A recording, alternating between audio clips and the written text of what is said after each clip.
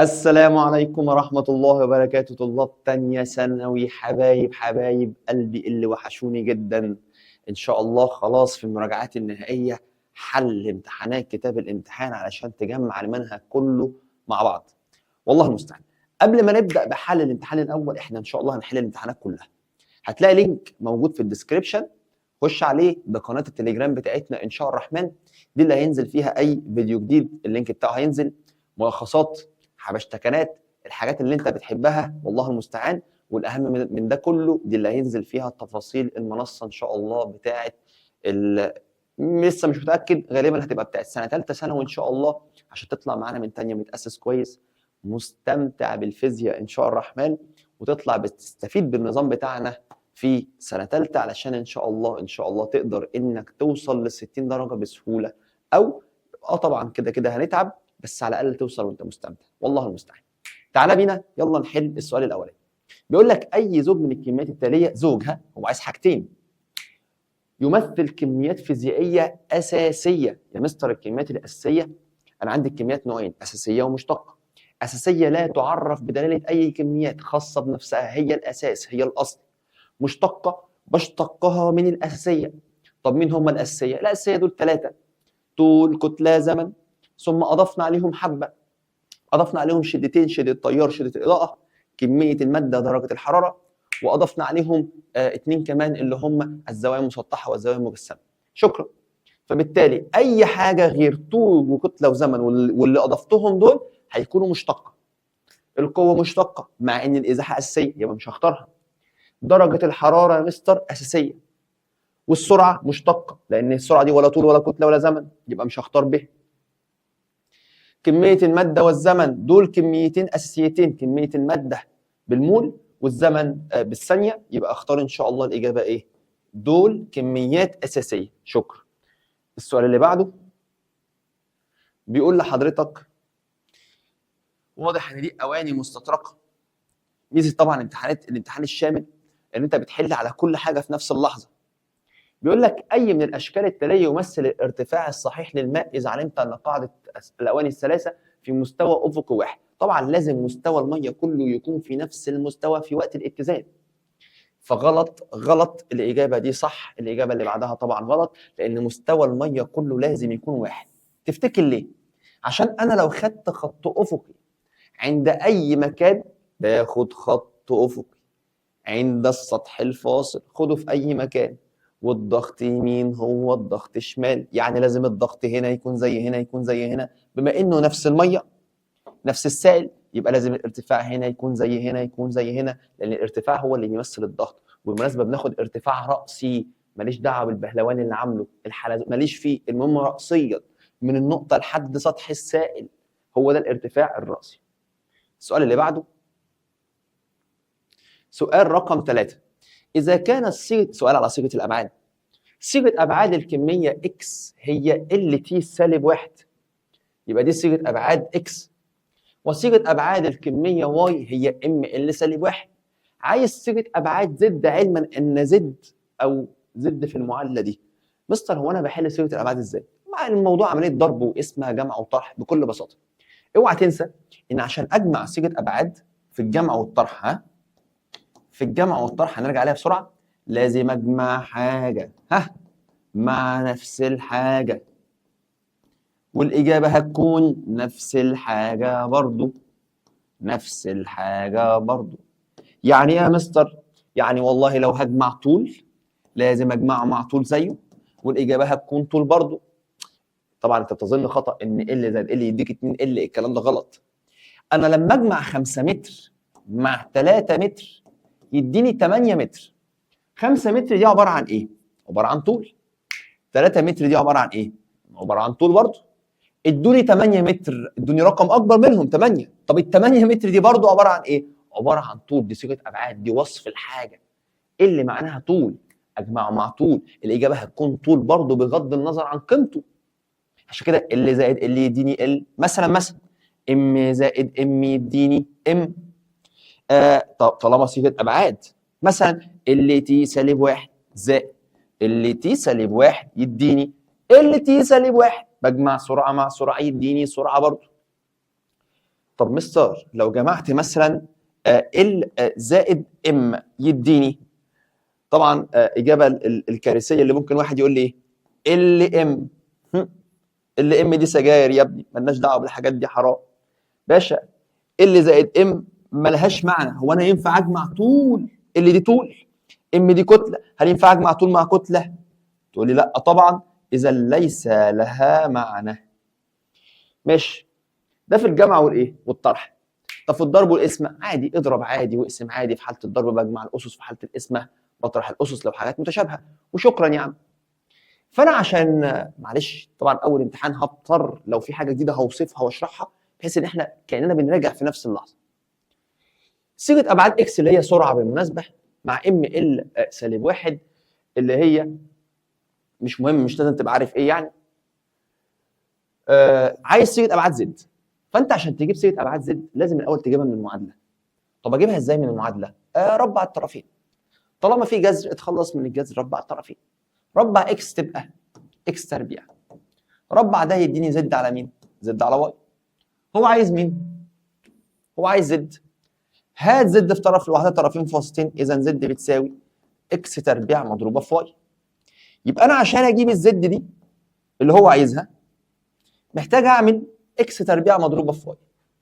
اذا زد هتساوي، يلا هات الاكس تربيع، اكس بكام؟ ال تي سالب واحد ربعها مضروبه في واي. واي بكام؟ واي بام ال سالب واحد. ثم كمل عادي جدا.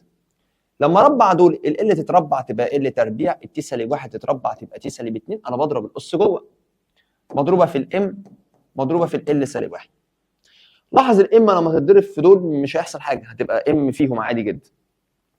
ال هنا لما تتضرب في ال معاها في حاله الضرب بجمع الاسس، يبقى اجمع 2 زائد سالب 1 يديك 1. يبقى المفروض ال تجميعة الالات دي هي ال سالب 1، والتي تفضل زي ما هي، والام تفضل زي ما هي، بس انا هعملها ناحيه الشمال. فالاجابه تبقى ام ال سالب 1 تي سالب 2 ام ال سالب 1، لا اسف، ام ال اس 1. احنا قلنا ايه؟ 2 ناقص 1، 2 زائد ناقص 1 يديني 1، فلقينا ام ال اس 1 تي اس سالب 2. يعني ام ال تي سالب 2 ام ال تي سالب 2 اهو، تبقى الاجابه باء ان شاء الرحمن. ده سؤال رقم 3. سؤال رقم 4. كميه من غاز النيتروجين حجمها يبقى مديني فوليوم 1 في نظام اسمه الاس تي بي ستاندرد تمبريتشر اند بريشر، يعني معدل الضغط ودرجه الحراره. اول ما اقول لك الجمله دي يبقى مديك معلومتين اما نشوف هو عايز ايه. اول حاجه مديك الحجم الاولاني ب 2 لتر. اول ما اقول لك الاس تي بي يبقى درجه الحراره بزيرو كلفن، اسف 0 درجه سليزيوس، اللي هو طبعا الصفر. انت لو عايز تجيب الدرجه بالكلفن بتساوي السليزيوس زائد 273، يعني اقدر اقول لك اهي تي بالسليزيوس كده، اقدر اجيبها بالكلفن اقول لك 273 كلفن دي سليزيوس. ماشي، ده في معدل الضغط ودرجه الحراره. طب والضغط يبقى بكام يا مستر؟ يبقى الضغط ب 76 سنتيمتر زئبق او 1 اي تي ام، او ايا كان قيمه الضغط الجوي عند سطح البحر اللي انت عارفه. يبقى الجملتين دول معناهم ايه؟ قال لك اس تي بي، تعرف ان هو اداك الحجم في الوضع ده، درجه الحراره بالرقم ده والضغط بالرقم ده. شكرا. ده في الحاله الاولى. رفعت درجه حرارتها بمقدار يبقى مديك حاله ثانيه. اذا فوليوم 2 اول ما اقول لك زادت بمقدار، يعني القيمه القديمه هتزيد عليها القيمه دي، فيصبح الحجم الثاني هو 2 زائد 7. هو بيقول لك درجه الحراره، انا اسف، زادت درجه الحراره بمقدار، يبقى درجه الحراره الجديده هتساوي درجه الحراره القديمه اللي هي 273 زائد ال 27، يديك 300 كلفن ان ما كنتش مخطئ يعني. ماشي، مع ثبوت حجمها، يعني الحجم ماله؟ الحجم ثابت، يعني ملوش دعوه كلمه الحجم دي. اوجد ضغط الغاز في الحاله الثانيه. طبعا ماشي عند ثبوت الحجم في علاقه بين الضغط ودرجه الحراره. افكرك بالمثلث بسرعه. ادي كان هنا فوليوم، هنا نقول فوليوم ولا بي، ايا كان ايا كان. هنا قال لك الحجم ثابت. عند ثبوت الحجم بي تتناسب طرديا مع درجه الحراره، قوانين الغازات. يعني كل ما درجه الحراره تزيد الضغط هو كمان هيزيد، وكل ما درجه الحراره تقل الضغط هو كمان هيقل. علاقه طرديه. بالمناسبه العلاقه الوحيده العكسيه هي الضغط مع الحجم، بعيدا عن الكثافات يعني. فانا اقدر اقول لك بي 1 على بي 2 بيساوي تي 1 بالكلفن على تي 2 بالكلفن. بي الاولانيه بكام؟ هو عايزها بالاي تي ام. بي الاولانيه بواحد ضغط جوي. اشمعنى استخدمت واحد؟ بصيت على الاختيارات لقيته عايزها بالاي تي ام، فهاخد الاولى بالاي تي ام مش بالسنتيمتر زئبق. بي 2 عايزينها درجه الحراره الاولى لازم تكون بالكلفن بكام؟ 273. درجه الحراره الثانيه هو قال لك زادت على الاولى 27 يعني بقت 300 اهو. اعرف اجيب البي 2 ده في ده على ده. 300 على 273. محتاجين الاله. الحمد لله لقينا الاله اهو. 1 في 300 على 273 يطلع لك 1 علامه 0 1 علامه 0.9 اللي هي 1 و1 بالتقريب. السؤال الرابع اجابته 1 و1. ماشي. السؤال اللي بعده سؤال رقم 5. فقاعه غازيه. حلو. حجمها اسمه فوليوم على عمق 10 متر من سطح البحر. ادي يا سيدي سطح البحر اهو، ده سطح البحر. عندك فقاعه اهي، ادي الفقاعه. معروف عن الفقاعه طول ما هي تحت عليها ضغط كبير، فالضغط لما يكون كبير حجمها يكون صغير. علاقه عكسيه بين الضغط والحجم في قوانين الغازات. كل ما تطلع لفوق حجمها يزيد شويه يزيد شويه لحد ما عند السطح حجمها يكون كبير. حرفيا هو ده منظر اي فقاعه بتشوفها في حياتك. فبيقول لك حجمها تحت على عمق 10 متر. يبقى العمق هنا لما كان 10 متر حجمها كان اسمه فوليوم. ماشي. يبقى مديني هنا فوليوم واحد اسمها فوليوم عند 10 متر. درجة الحرارة ب4 يبقى تي 1 هنا. تي 1 بتساوي 4 درجة سليزيوس. سيب المعلومات زي ما هي. وقبل أن تصل إلى سطح الماء مباشرة يبقى ده الوضع الثاني. يبقى هو مديني وضعين. ادي الوضع الاولاني ان انا طلعت المعلومات عنده اهو، وادي الوضع الثاني هنا عند سطح البحر. قال لك اول ما وصلت لسطح البحر درجه الحراره فوق كانت بكام؟ ب 25. يبقى تي 2 بتاعتك ب 25 درجه سليزيوس. حجمها فوق كان بكام؟ يبقى فوليوم 2 فوق كان بصفر علامه 8 سنتيمتر مكعب. ماشي. فإن قيمة فوليوم وراح مديك الضغط الجوي والكثافة وكل حاجة. تقول لي يا مستر أنت عايز الحجم فين؟ أنا عايز الحجم فوق. تقول لي خلاص أطبق قوانين الغازات. هل قال لي درجة الحرارة ثابتة؟ لا. كده كده أنا عارف الضغط مش ثابت لأن كل ما بطلع لفوق الضغط بيقل، وكده كده الحجم مش ثابت. يبقى أنا هستخدم مين؟ هستخدم القانون العام للغازات. إيه هو القانون العام؟ بي 1 فوليوم 1 على تي 1 بتساوي بي 2 فوليوم 2 على تي 2. ده كده القانون العام للغازات. طب هل معايا قيمة بي 1؟ لا. هل معايا قيمة بي 2؟ لا. طب معايا فوليوم 1 بصراحة ده اللي أنا عايزه. دي اللي أنا عايزها دي. طب هل مديني فوليوم 2؟ مديها لي. طب مديني درجة الحرارة الأولى والثانية؟ ناقص لي مين؟ بي 1 وبي 2 لازم أجيبهم. طب أجيب بي 1 إزاي؟ بي 1 هو هنا. فالضغط اللي يقع عليها تحت هو ضغطين، ضغط المية وضغط الهواء. فالضغط على الفقاعة هنا كل اللي فوقيها اللي هو الهواء والمية و10 متر من المية. طب الضغط بتاع المية رو المية اللي هي ب1000، لا مديلك ب1025 في عجلة الجاذبية ب10 في ارتفاع المية اللي هو ب10. ده كده ضغط المية زائد الضغط الجوي مديولي بكام؟ ب10 أس 5. عوض هادي البي رقم 1 1025 في 10 في 10 زائد بين قوسين 10 أس 5 يديك رقم كده 202. خليها ماشي 202 علامة 5 في 10 أس 3. باسكال طبعا. كده انا جبت الضغط 1 معايا، ناقص لي الضغط 2. فين النقطه 2 يا مستر؟ الفقاعه كانت هنا عند سطح الميه مباشره، يعني الضغط الواقع عليه هو مين؟ هو الضغط الجوي فقط. يبقى بي 2 انا مش محتاج احسبها، لان بي 2 هو مديها لي بكام؟ ب 10 اس 5. كده معايا بي 2، اعرف اعوض اجيب الفوليوم 1. يلا نعوض. بي 1 اعوض عنها بكام؟ 202 ونص في 10 اس 3. فوليوم 1 هعملها اكس على الاله. درجه الحراره الاولى مديها لي بكام؟ 4 بس سليزيوس، احنا بنعوض عنها بالكلفن، يبقى اجمع مع الاربعه 273 علامه يساوي. بي 2 لسه جايبينها بكام؟ ب 10 اس 5.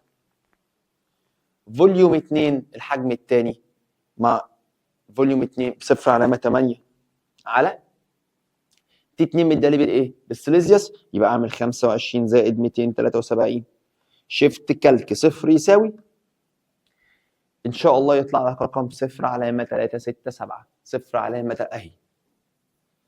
يبقى الاجابه ان شاء الرحمن باء. طبعا انت بتراجع ورايا كل خطوه انا بعملها، لان انا في اضاءه جديده على عيني، في ممكن اسهى، يعني انا واقف وتعبان فعادي ممكن اسهى في رقم، بس الحمد لله يعني المساله دي صحيحه. فانت بتراجع ورايا عادي جدا، هي ارقام وفيزياء في الاول وفي الاخر. بيقول لحضرتك اذا اثرت قوه افقيه اف على سياره ساكنه حركتها مسافه ما للامام بعجله منتظمه، فهذا يعني ان قيمه قوه الاحتكاك مالها. واحده واحده بقى كده، السؤال ده عالمي. بيقول لك اثرت قوه افقيه اف على سياره ساكنه فحركتها. ادي عندك سياره اثرت عليها هنا بقوه اف، فالعربيه اتحركت ماشي بعجله منتظمه، فهذا يعني ان قيمه قوه الاحتكاك اللي هنا، طبعا هنا في احتكاك.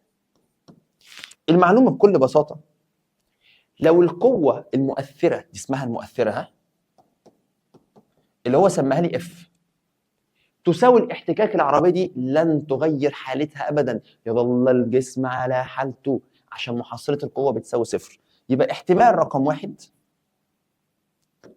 ان اف المؤثره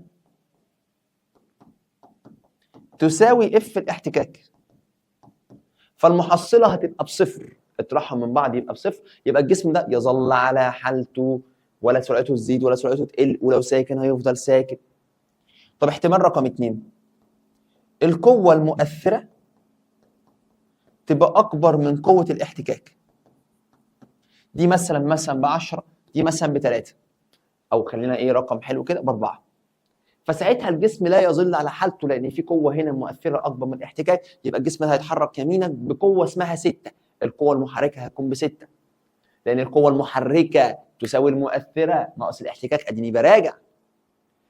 طب بما انه اتحرك او غير من حالته، معنى كده المؤثره اكبر من الاحتكاك، او اقدر اقول ايه؟ الاحتكاك اقل من المؤثره. ده احتمال رقم 2. يعني مثلا لو المؤثره اسمها اف، يبقى الاحتكاك اقل من الاف، وهو بيقول لي كده في السؤال، قال لك القوه المؤثره اسمها اف، يبقى الاحتكاك اكيد مالها اقل من اف، بس بشرط يكون الجسم غير من حالته. طب هل الجسم غير من حالته؟ اه يا مستر، ده اتحرك بعجله، يعني سرعته عماله تزيد ها، يبقى عمال يغير من حالته، يبقى القوه المؤثره اكبر من قوه الاحتكاك. شكرا.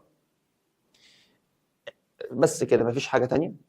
ما ينفعش الاحتكاك تبقى اكبر كده كده، اخرك الاحتكاك تبقى بتساوي الايه؟ المؤثره. تمام.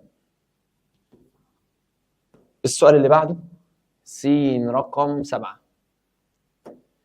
كمية من غاز حجمها 4 ال عند درجة حرارة 20 درجة سليزيوس، فإذا رفعت درجة حرارتها إلى 100، واحدة واحدة، غاز أهو حجمها يبقى مديني فوليوم 1، درجة حرارتها مديني تي 1 بالسليزيوس، رفعت درجة حرارتها إلى، طالما قال لك إلى يعني هي أصبحت خلاص تي 2 بالرقم ده، بينما ظل ضغطها ثابتا فإن حجمها يصبح، يبقى هو عايز فوليوم 2، وقال لك جمله هنا بنت جنيه، الضغط ماله ثابت، فتجيب علاقه بين الحجم ودرجه الحراره، واحنا عارفين ان علاقه الحجم يتناسب طرديا مع درجه الحراره بالكلفن. فلو انت عايز مثلا فوليوم 1 على فوليوم 2 يساوي تي 1 على تي 2 بالكلفن، عوض في القانون تكون خلصت. فوليوم 1 عندك ب4، فوليوم 2 احنا عايزينه. طبعا دي 4 لتر، فالفوليوم 2 هتطلع لك باللتر برضه. بيساوي تي 1 معايا 20 زود عليها 273. ليه يا مستر؟ مديها لي بالسيليزيوس واحنا عايزينها بالكلفن. على 100 زود عليها 273. ليه يا مستر؟ مديها لي بالسيليزيوس واحنا بنعوض بالكلفن. اعمل ده كله على الآلة يطلع لك رقم ادي 4 على اكس شرط يساوي شرط الكسر 20 زائد 273 على 100 زائد 273 شيفت كالك صفر يساوي. يطلع لك رقم ان شاء الله من الارقام دي يا قوي يا رب. ها يطلع لك 5 علامه 09. يبقى اتخضيت والله، شفت 5 علامه 9 قلت راح فين الزيرو ده، بس لقيتها الحمد لله موجوده فين؟ موجوده في ب. نختارها وندخل على السؤال اللي بعده. سؤال رقم 8 خلينا اللي قبله. يلا بينا. بيقول لك وضعت طبقه من سائل اكس باللوحين. في طبقه السائل اهو اكس اتحط باللوحين. طبعا احنا اخدنا اللزوجه اللي تحت بيبقى لوح ساكن واللي فوق بيتحرك بسرعه اسمها في، عشان كده فرق السرعتين هي السرعه اللي فوق على طول. ماشي. قال لك تم التاثير بقوه ممسيه. انا عارف ان انا لما باثر بقوه ممسيه ادي اللوح محطوط على سائل اهو، اجي اثر بقوه ممسيه هو بيحتك بالسائل بقوه اسمها قوه المقاومه او قوه اللزوجه، الاثنين نفس المعنى. قال لك قوه ممسيه اسمها 100 يبقى مديني الاف. حلو يا عم كمل. فتحرك بسرعه يبقى مديني السرعه. ايه العظمه دي؟ قال لك كما بالشكل المقابل لما غير طبقه السائل اكس بطبقه اخرى لها نفس السمك، نفس السمك يعني دي ثابته من سائل اخر يبقى اكيد ايتا مش ثابته، واثرت بقوه جديده اسمها اف 2 يبقى دي اف 1 ودي في 1 يبقى دي اف 2. ها تحرك بسرعه اسمها 0/4 يبقى دي في 2. فعايز النسبه بين معامل الزوجه الاول الى الثاني. انا ما بعرفش الا اني اكتب القانون واحد ايتا بتساوي اف في دي على ايه في الفي. كتبت القانون الحمد لله. باشا طير الثوابت، السمك ثابت اهو. ها هل مديني المساحه؟ ما هو نفس اللوح يبقى المساحه هي كمان مالها ثابته. اكيد قال لي كلمه تدل على انه نفس اللوح. قال لك عند تغيير طبقه السائل بطبقه اخرى. طب ما هو نفس اللوح، ما غيرش اللوح يعني، يبقى مساحه اللوح مالها ثابته. يبقى انت عندك متغيرين بس. فاقدر اعملها نسبه وتناسب على طول. اقول لك ايتا فيسكوزيتي بتاعت اكس على ايتا بتاعت واي هتساوي. بص على القانون كويس. ايتا مع الاف علاقه طرديه عشان بسط وبسط، فتروح عامل لي هنا اف اكس على اف واي. ايتا مع الفي علاقه عكسيه عشان بسط ومقام، فتروح عامل لي هنا في واي على في اكس. عوض في القانون تكون خلصت.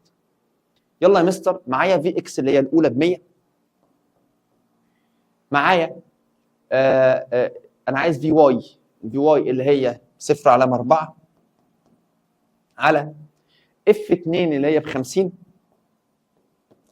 السرعه الاولى بقى اللي هي بكام؟ ب 0/2. ارشق ده على الاله وتكون خلصت. 100 في 0/4 على 50 في 0/2 ب4. شكرا. بجد بجد خلصت. يطلع 4/1 طبعا، فالاجابه تبقى د. بس عندك طريقه ثانيه بصراحه، والطريقتين بيستخدموا عادي جدا. تقول لي يا عم الثوابت كانها بواحد، هات ايتا الاولى لوحدها والثانيه لوحدها ثم اقسمهم على بعض. وعشان تجيب ايتا اقسم اف على مين؟ اف على في. يبقى انا هجيب ايتا بتاعت السائل اكس كانك اف في 1 على 1 في في، لان الثوابت هي ثابته يمين وشمال، ثابته في السائل اكس والسائل واي، فكده كده هيطيروا مع بعض. فانت لما تجيب ايتا في السائل الاولاني خد اف الاولاني على الفي بتاعتها اقسم 100 على 0/2. هات ايتا واي اقسم اف بتاعتها على الرقم ده يعني 50 على 0/4. هنا يطلع لك رقم، هنا يطلع لك رقم، اقسمهم على بعض خلصت. يطلع لك كده كده الاجابه ان شاء الله ايه؟ د ان شاء الله. يعني انت برضو بتراجع ورايا. س 9 بيقول لك اذا كان الضغط الذي يؤثر به كل اطار من الاطارات الاربعه، عندك 4 كاوتشات للعربيه، ضغط الاطار الواحد بالرقم ده. قبل ما اكمل اقول لك قوانين بص يا لهوي على العظمه. تعالى باشا حضرتك لو عندك عربيه كده مثلا، عربيه ايا كان بقى، عربيه جيب ولا ايه دي، العربيه بيكون فيها 4 كاوتشات، ادي الكاوتشين اللي قدام مثلا وادي الكاوتشين اللي ورا، 4 كاوتشات. حضرتك هو بيديك الضغط اللي على كل كاوتش او كل عجله، كل عجله من دول ليها مساحه غالبا بتكون نفس المساحه. العربيه واقفه على كاوتش واحد، تقول لا والله واقفه على 4 كاوتشات.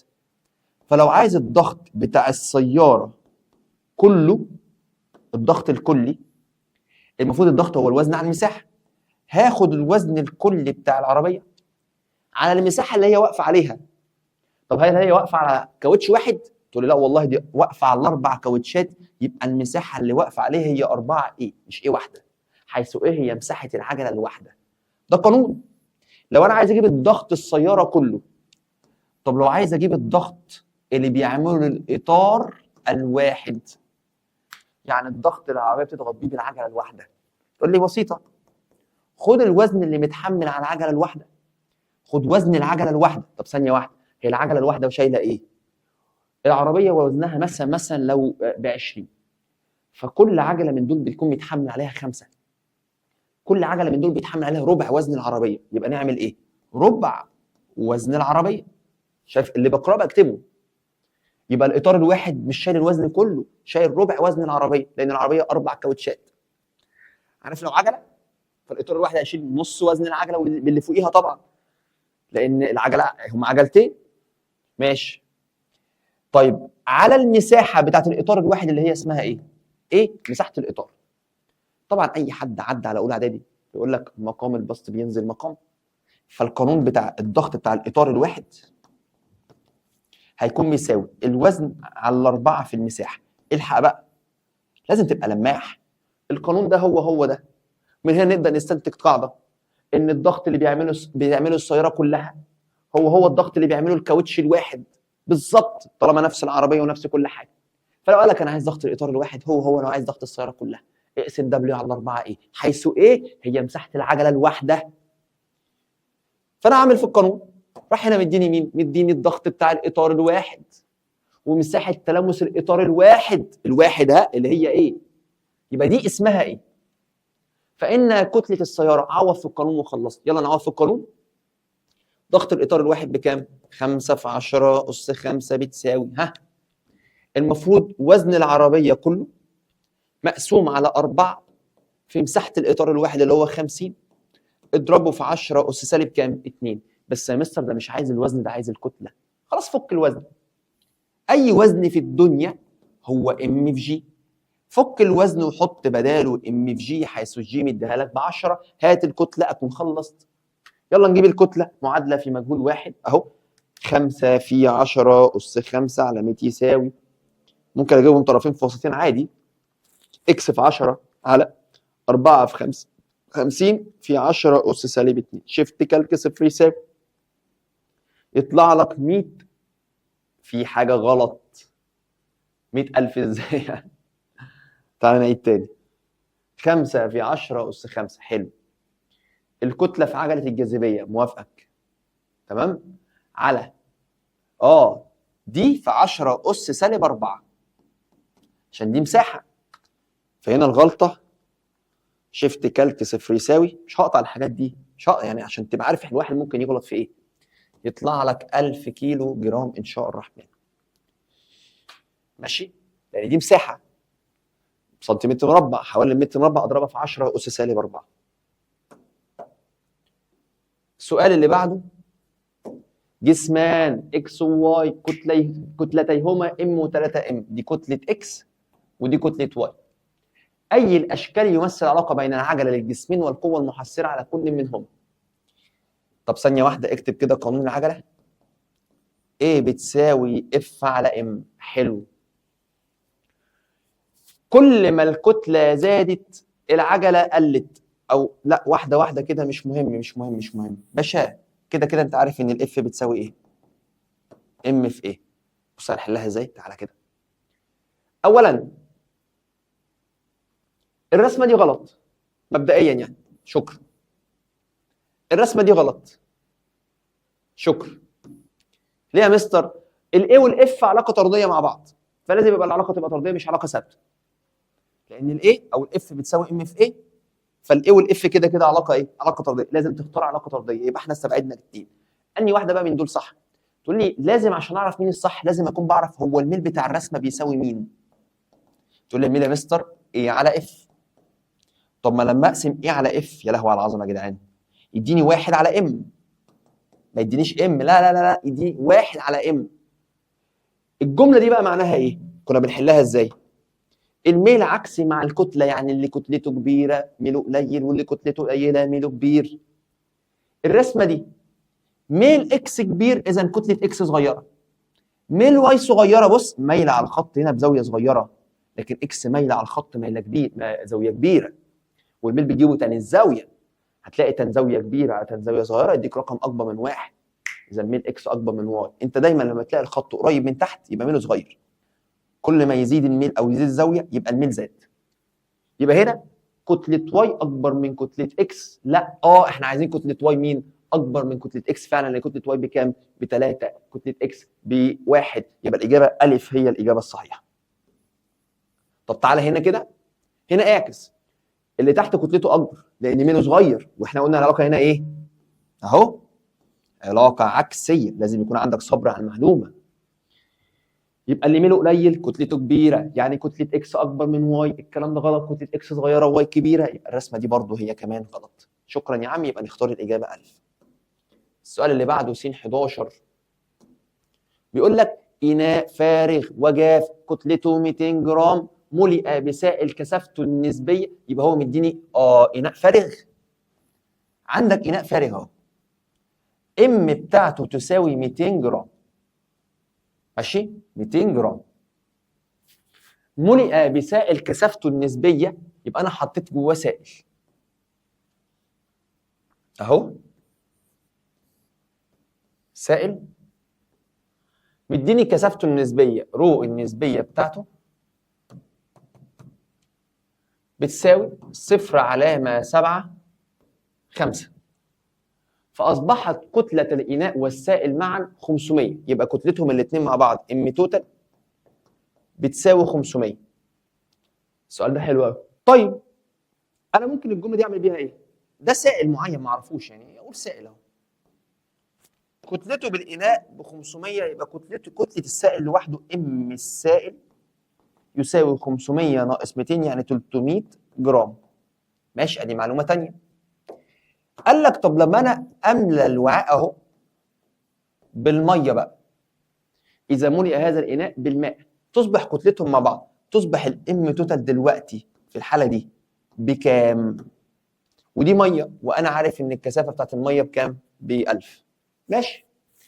المهم هو الحمد لله اداني الكثافه النسبيه. فاكرين كنا بنحل حاجه زي كده ازاي؟ كنت بقول لك ايه المشترك للسائل والميه مع بعض؟ حجم السائل هو حجم الميه، وادي الرو بتاعتك بتساوي كتله على حجم، والحجم ماله ثابت، يعني الرو والام علاقه طرديه. طب اشمعنى الرو والام، او ليه الرو والام علاقه طرديه؟ لان الحجم ماله؟ الحجم ثابت. ايوه، استفيد بيها ايه بقى؟ اصل انت لو عايز الكثافه النسبيه لاي ماده بتاخد كثافه الماده اللي هي السائل على كثافه الميه الماء اهو. طب انا لو مش معايا كثافتين اقدر اقول لك ما هي الرو طرديه مع الام في المساله دي، يبقى اقدر اخد كتله الماده اللي هي السائل على كتله الميه. طب الحمد لله، بص مديني ايه؟ قانون معوض، مديني الكثافه النسبيه وانا جبت كتله السائل. طب ما انا اعرف اجيب كتله الميه بكل بساطه، رو النسبيه بكام يا عم؟ 0.75. كتله السائل بكام؟ ب 300 جرام. ما اعرفش اجيب كتله الميه، اذا كتله الميه هتساوي، يلا نجيبها، اقسم 300 على 0.75 يديك 400، يبقى كتله الميه لوحدها 400 جرام. كتله الميه لوحدها 400 جرام. وشكرا، خلصنا. هو مش عايز كتله الميه لوحدها، قال لك لا، انا عايز كتله الاناء والماء معا. طب ما الاناء ب 200، هو عايز ام توتال 2 ده اللي هو الميه اللي هي ب 400 والاناء معاها اللي هو بكام؟ 200، فيبقوا الاثنين مع بعض ان شاء الله ب 600. الاجابه د. طبعا السؤال ده جايبه لك بالعكس المره دي. الشكل المقابل يوضح أنبوبة ذات شعبتين بها 3 سوائل متزنة فتكون كثافة الزيت واحدة واحدة. أنبوبة ذات شعبتين فيها 3 سوائل، أحل إزاي؟ باشا ثابتين على المبدأ، باخد خط أفق أهو عند السطح الفاصل، والضغط عند إكس هو الضغط عند واي. كام حاجة بتضغط إكس؟ حاجتين، مية وزيت. كم حاجه بتضغط واي؟ حاجه واحده اللي هي الزئبق. فتقول لي اهو الضغط عند اكس هو الضغط عند واي. اللي بيضغط اكس ميه وزيت بيساوي طبعا ضغط الميه وضغط الزيت بيساوي ضغط الزئبق. طب الضغط السائل هنا في الانبوبه ذات الشعبتين بناخده رو اتش على طول. يبقى رو الميه اتش الميه زائد رو الزيت اتش الزيت هيساوي رو الزئبق اتش الزئبق، واكون خلصت. اكيد مديني كل حاجه. رو الميه هل مديها لي؟ رو الميه ب 1000. اتش الميه بص عليها في الرسمه 20 سم، عوض بالسنتي عادي. يلا رو الزيت يا مستر هل مديها لي ولا عايزها؟ لا ده عايزها، يبقى عوض عنها كده انا عايزها. ها ارتفاع الزيت 8 سم، علامه في دي من قوسين عشان ما تتلخبطش، بيساوي رو الزئبق في اتش الزئبق. رو الزئبق 13600. ارتفاع الزئبق 2 سم. معادلة فيها مجهول واحد، حلتها تك ترك في لحظة على الآلة. يلا افتح قوس 1000 في 20 اقفل قوس زائد افتح قوس اكس في 8 اقفل قوس بيساوي 13600 شيفت كال صفر يساوي ايش هذا؟ والله طلع سالب 800.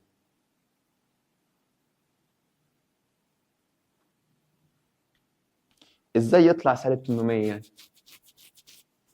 تعال نحلها كده رياضه، يمكن انا بتخرف. شيفت كالك يساوي اهو سالب 800 تاني. ماشي.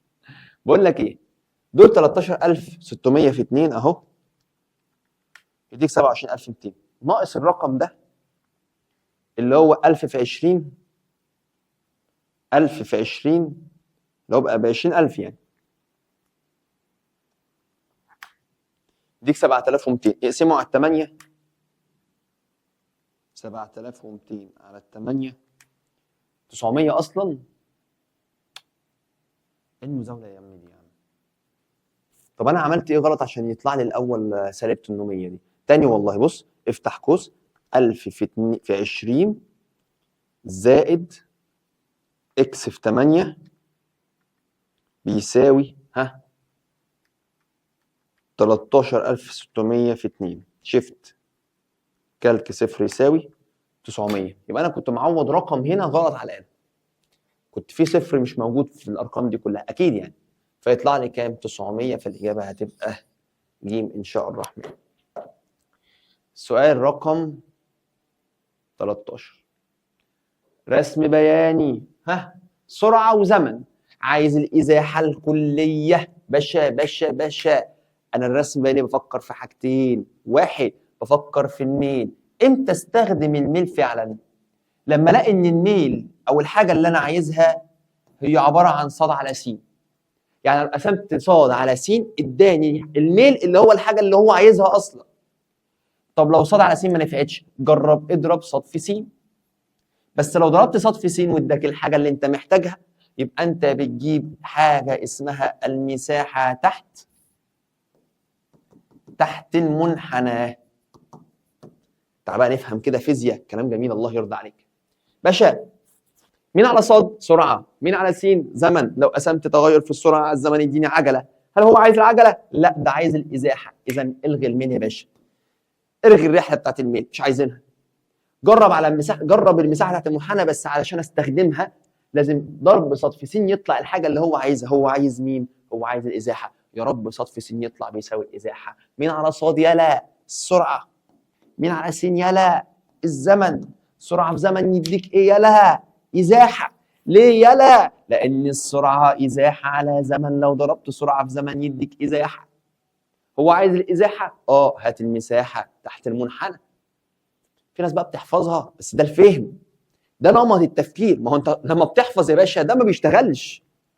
لازم تبقى عارف انا ليه عملت كده، تبقى فاهم ليه عملت كده بقى، عشان ده في ده يديني الازاحه وهو عايز الازاحه، فانا هجيبها عن طريق المساحه تحت المنحنى، لان ده بضرب صاد في س مش بقسمهم على بعض. اذا لو عايز الازاحه خلال 4 ثواني اهو، اقفل الشكل بتاعك هنا، هات مساحه الحته دي، المثلث ده مثلث مساحته نص، القاعده اللي هي 4، الارتفاع ده اللي هو 30، نص في 4 في 30 يديك 2 في 30 يديك 60، يبقى الاجابه ان شاء الله 60 متر. خلط حجمان متساويان من سائلين مختلفين. حجمان خليط، مساله خليط، تقول لي يلا نشمر، انا بحب احل مسائل الخليط قوي وهقول لك ملحوظه عليها. طالما قال لك حجمان متساويان، ادي الخليط، ادي الماده الاولى وادي الماده الثانيه، حجم الماده الاولى هو حجم الماده الثانيه، اعتبره 1 و1 يا عم. كثافتهم 2000 و1000، يبقى رو 1 تساوي 2000 كيلو جرام على المتر مكعب، رو 2 تساوي 1000 كيلو جرام على المتر مكعب. عند اهمال التغير في الحجم فان كثافه الخليط، هو عايز كثافه الخليط، اوعى وحذاري تقول لي كثافه الخليط 1000 و2000 وربنا ما ينفع. كثافه الخليط هي رقم بين ال1000 وال2000، كثافه الخليط هي رقم وسط ما بين الكثافه الاولى والكثافه الثانيه. مستحيل تبقى رقم اقل من 1000، مستحيل تبقى رقم اكبر من 2000، فبالتالي ما ينفعش اجمعهم مع بعض. امال اعمل ايه يا مستر؟ روح هات قانون كثافه الخليط. قانون كثافه الخليط بيقول لك ايه؟ كتله الخليط كلها على حجم الخليط كله. ده القانون اللي العبد لله بيشتغل بيه بعيدا عن طريق كتاب الامتحان يعني. فانا اقدر اجيب كتله الخليط كلها على حجم الخليط. طب يا مستر الحجوم مش معايا، اقول لك لا، معايا الحجمين قد بعض، اعتبر ده بواحد وده بواحد، واحد واحد باتنين، عظمه. طب مستر الكتله مش معايا، خلاص اللي مش معاك يا باشا، انا قلت لك كده في مسائل الخليط، الحاجه اللي مش معاك روح هاتها. فانا هنا محتاج اجيب ام واحد ومحتاج اجيب ام 2، عايز اجيب ام واحد وام 2 يا قوي يا رب. اجيب ام واحد ازاي؟ مستر ما انا عارف من قانون الكثافه اهو اهو اهو، بص كده، رو بتساوي ام على فوليوم، فالام هي رو في الفوليوم على طول، يعني اضرب 2000 في 1 يديك كام؟ يديك 2000، اضرب 1000 في 1 يديك كام؟ يديك 1000. طبعا بأمانة ربنا هي المفروض يبقى اسمها كده، دي اسمها فوليوم، فدي 2000 من الفوليوم ودي 1000 من الفوليوم، لان هضرب 1000 في الفوليوم يديني 1000 فوليوم، فتعوض كده كده الفوليوم هيطير مع بعض، عشان كده قلت لك اعتبره كانه بواحد. بص كده بتصور كتله الخليط، اجمع ده مع ده، 1000 فوليوم زائد 2000 فوليوم على حجم الخليط اللي هو فوليوم وفوليوم، يبقى ادي فوليوم زائد فوليوم. مش معايا الفوليوم مش مهم، كده كده هيروحوا مع بعض، بيساوي شرط الكسر 1000 فوليوم و2000 فوليوم يديك 3000 فوليوم، فوليوم وفوليوم يديك 2 فوليوم، راح الفوليوم مع الفوليوم 3000 على الاثنين يديك 1500 كيلو جرام لكل متر مكعب. هي دي كثافه الخليط. شكرا. مستر الحق دي طلعت رقم في النص بالظبط ما بين ال1000 وال2000. اقول لك عارف ليه؟ لان حطيت حجمين متساويين منهم، فلما احط حجمين متساويين منهم الرقم يبقى وسط بالظبط بينهم. طب لو مثلا لو الماده الاولى حطيت بيها كميه اكبر، حجم اكبر يعني، اقول لك ساعتها الكثافه هتقرب لل2000، ما تبقاش 1000 ونص، تبقى اكبر، تبقى 1600 1700. كل ما زودت حجم الماده الاولى تقرب لل2000 اكتر، بس يستحيل تساوي 2000. طب مستر لو حطيت الحجم الماده الثانيه هي اللي اكتر، فالرقم يقرب لل1000، يعني يفضل يقل، بدل 1000 ونص يبقى 1400 1300 1200، بس عمره ما يبقى 1000. وكل ما زودت من الماده الثانيه اكتر يقرب من ال1000 اكتر، بس والله عمره ما يبقى 1000. حلو قوي الكلام ده يا شباب والله. يلا السؤال اللي بعده. عند الارتفاع، سؤال على باروميتر، بباروميتر زئبقي من سطح البحر الى 107 متر، يعني ارتفاع المبنى او الجبل اللي انت طلعته، دي مساله ارتفاع مبنى او جبل ب 107 متر، فان مقدار الانخفاض، هو عايز الانخفاض في مستوى ذات سطح الزئبق، هو عايز الدلتا اتش. مقدار الانخفاض هي الدلتا اتش. ليه؟ اصل لو حضرتك عندك جبل كده حطيت هنا زئبق، فارتفاع الزئبق هيكون اسمه هنا اهو اتش واحد. تطلع الجبل ارتفاع الزئبق هيقل، هيبقى اسمه اتش 2. لو هنا كان 76 هنا بقى 74، فعشان تجيب الانخفاض اطرح اتش 1 ناقص اتش 2 اللي هو الفرق اللي ما بينهم اللي احنا بنسميه ايه؟ دلتا اتش. يبقى هو عايز دلتا اتش على بعض. هو قال لك انا عايز اتش 1 ولا قال لك انا عايز اتش 2؟ انا عايز هينخفض قد ايه؟ يبقى انا محتاج الدلتا اتش اهي. طب اجيبها ازاي؟ انا عندي قانون. اول ما يقول لك باروميتر اسفل جبل اعلى جبل ترشق له القانون ده. القانون ده تكون خلصت. رو الهواء في اتش المبنى او اتش الجبل بيساوي رو الزئبق في فرق الارتفاعين اتش 1 ناقص اتش 2. والله حلوه. كان نفسي ابقى مغني رابر. استغفر الله، حرام يا عم، انا بهزر، حرام. قولها ايه وبتاع ايه؟ احنا هنعيش قد ايه في الدنيا عشان نعمل حاجات حرام؟ هي كلها كام سنه وهنتوكل كلنا. فنقضي الكام سنه دول اختبار بتاع ربنا، ننجح فيه قدر نجيب اعلى درجه فيه ممكنه، علشان ان شاء الله نعدي مرحله ما بعد الموت في يوم القيامه يا رب ان شاء الله، وندخل الجنه يا رب على خير. فاكيد الواحد مش هيتمنى ان هو يعمل حاجه حرام. تعال. رو الهواء بكام؟ 1/3. ارتفاع المبنى ب 107 متر. رو الزئبق 13600. فرق الارتفاعين هو ده اللي انا عايزه، هسميه بقى ايه؟ دلتا اتش على طول. معادله في مجهول واحد اكون خلصت. ثانيه واحده ثانيه واحده ثانيه واحده. ماشي، تعال نجيب الدلتا اتش واقول لك على التكه اللي هتحصل. 1/3 في 107 بيساوي 13600 في الاكس. شيفت كالك صفر يساوي. طلع لي كده الدلتا اتش 0.01 بس بالمتر. مين جامد قوي قوي قوي يقول لي هي ليه طلعت بالمتر؟ هقول لك والله بكل بساطه عشان ال 107 دي بالمتر، فاي هنا حاجه هتطلع بالمتر. طب طلع بالمتر، هو عايزها في الاختبار بالايه؟ بالمليمتر. اضربها في 10 أس 3. اعكس الملي ب3 بس انا بحاول من الوحده، فاقول ضارب في 10 أس 3 يطلع لي 10 علامه. ماشي، يطلع لي 10 يعني 10 مليمتر. المفروض طلعت 10 علامه 2. قربها. لا لا لا، يطلع لك يعني ماشي، يعني حول الرقم ده. حلو حلو، هو قربه يعني مش مشكله. س رقم 16. يتحرك جسم بسرعه ثابته، يبقى مديني سرعه الجسم اللي بيتحرك بيها، وبيقول لك سرعه ايه؟ سرعه ثابته ولا بتزيد ولا بتقل، يعني المفروض لحد دلوقتي العجله بصفر. فاذا اثرت عليك قوه محصله يبقى مديني محصله القوه تكون ب8. الله، يستحيل يفضل بسرعه ثابته. السرعه دي يا هتزيد يا هتقل. وقال لك القوه المحصله في نفس اتجاه حركته. طالما في نفس اتجاه الحركه يعني السرعه هتزيد، عكس اتجاه الحركه يبقى السرعه هتقل. لازم اكون فاهم كل كلمه بتعبر عن ايه. لمده 5 ثواني يعني مديني دلتا تي. فان التغير في كميه الحركه خلال هذه المده هيساوي كام؟ تقول لي يا مستر ما انا عارف ان القانون بيقول لك اف.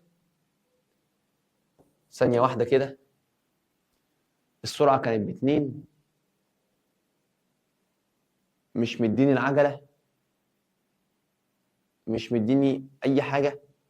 فلما تيجي نكتب كده القوانين كلها، اف بتساوي ام او دلتا بي على دلتا تي. طب ما خلصنا خلاص. هو السرعه هنا ملهاش لازمه على فكره. ده اول قانون بالمناسبه يا شباب. كان اف بتساوي دلتا بي على دلتا تي بتساوي ام دلتا في على دلتا تي بيساوي ام في ايه. والقانون ده بتاع التصادم، فاكر لما خدنا تطبيقات التصادم؟ حلوه والله تطبيقات التصادم دي. يقول لك كل ما كتله الجسم تزيد قوه التصادم تزيد فالتدمير يزيد. كل ما سرعه الجسم تزيد فقوه التصادم تزيد فالتدمير تزيد. زمن التصادم لما يقل القوه تزيد. وعملنا مثال البيضه لما بتقع مثلا من متر على الارض وتقع من متر على المخده. لما بتقع على المخده بتاخد وقت كبير في التصادم، فوقت التصادم لما يزيد قوه التصادم يحصل لها ايه؟ يقل. بس براجع معاك يعني. فرصه القوانين دي مهمه جدا. هو عايز مين بقى؟ عايز دلتا بي هتساوي الاف في الدلتا تي، والله اكون خلصت. اف بكام؟ ب 8. 8 في 5 يديني 40، يبقى الاجابه كام؟ 40. خش على السؤال اللي بعده. بيقول لحضرتك هنا عندك شكلين، في الشكل واحد اناء، طبعا ده درس الغازات، هنا في مكبس وفي غاز في درجه حراره صفر، واضح ان الغاز ده مكبوس يعني مضغوط. فبيقول لك مزود بمكبس مساحه مقطعه 66، مديني مساحه المقطع، ماشي، مش عارف هعمل بيها ايه لسه. قابل للحركه، مهمل الاحتكاك، يحبس بداخله كميه من غاز، حجمها يبقى جوه هنا في غاز، مديني حجمه في الحاله الاولى اهو فوليوم 1 عند درجه صفر، ومديني تي 1. ها، وعندما رفعت درجه حراره الغاز الى، يبقى هو سخنه، رفع درجه حراره الغاز الى تي 2، ما اعرفهاش، ما قاليش هنا بكام. تحرك المكبس لاعلى مسافه 5 سم، حلو، فالمكبس اتحرك لفوق هنا مسافه اسمها 5 سم، موافق، شغال، كمل. بفرض ثبوت ضغط الغاز المحبوس تكون قيمه تي تقريبا. السؤال ده اقدر احله بكذا طريقه. هو عايز درجه الحراره الثانيه، باشا هو هنا غير ايه؟ ما غيرش الضغط مبدئيا، لان هنا في ضغط جوي وضغط مكبس، وهنا نفس الكلام، فهو ما غيرش. امال هو عمل ايه؟ قال لك بفرض ثبوت ايه؟ هو حتى ما قال لي بفرض ثبوت ضغط الغاز المحبوس، ما غيرش الضغط. طب مستر طالما ما غيرش الضغط، مش الحجم يتناسب طرديا مع درجه الحراره بالكلفن؟ اقول لك فتقدر تحل ازاي؟ الطريقه البديهيه، تجيب فوليوم 1 على فوليوم 2 بيساوي تي 1 على تي 2، معايا الفوليوم 1 اعرف اجيب الفوليوم 2، تمام، ومعايا التي 1 اعرف اجيب التي 2، ثم خلصت. بس انا عندي طريقه ثانيه، ايه هي؟ تعالى بس نحل بالطريقه الاولى الاول. فوليوم 1 على فوليوم 2 هيساوي تي 1 بالكلفن على تي 2 بالكلفن. نمشيها واحده واحده. فوليوم 1 ب 1000، عوض عنها ب 1000 على فوليوم 2 مش معايا. طب التي 1 بصفر درجه سليزيوس، حولها للكلفن، زود عليها 273، يبقى 273 على مين؟ على التي 2. فاعرف اجيب التي 2، بس ازاي؟ لازم اجيب الفوليوم 2. طب اجيب الفوليوم 2 ازاي؟ باشا هو هنا مش ده كان حجم الغاز؟ لما المكبس اتحرك لاعلى فالحجم زاد، اهو. زاد قد ايه؟ زاد الحته دي كده اسمها دلتا فوليوم، دي الزياده في الحجم. يعني الاخر الحجم الجديد اللي هو كل ده كده على بعضه عباره عن الحجم القديم زائد الدلتا فوليوم دي. طب احسب الدلتا فوليوم دي ازاي يا مستر؟ مش الارتفاع ده ب 5 سم، ومساحه، عرفت انا مديني مساحه المكبس ليه او مساحه الاسطوانه؟ مديني المساحه ب 66، يعني لو ضربت المساحه في الارتفاع اللي اتحركه يديني الحجم اللي زاده. انا عايز حجم الحته دي، اضرب مساحه القاعده في الارتفاع، يعني 66 في 5 يديني كام؟ 330 سنتيمتر مكعب. يبقى ده زياده في الحجم. طب انا عايز الحجم الثاني، الحجم الجديد كله. فالحجم الجديد هو الحته دي كلها على بعض، اللي هو الحته دي طبعا هي الحجم الاول فوليوم 1، زود عليها الزياده اللي احنا لسه جايبينها. طب الفوليوم 1 بكام؟ ب 1000 زائد الانصر يطلع لي 1330. يبقى الحمد لله معايا الفوليوم 2 1330 سنتيمتر مكعب. اعرف اجيب التي 2 في خطوه واحده، يلا بينا. 273 في 1330 على ال 1000 يطلع لي 363 علامه 09. الحق يا عم، تي 2 تساوي 363 كلفن. انما في الاختيارات عايزها بالسيليزيوس. الحماس احيانا بياكلني والله العظيم. فهو عايزها بالسيليزيوس، فاحنا نحول من الكلفن للسيليزيوس، اطرح منها 273 يبقى اعمل ناقص 273 يطلع لك 90. الاجابه د.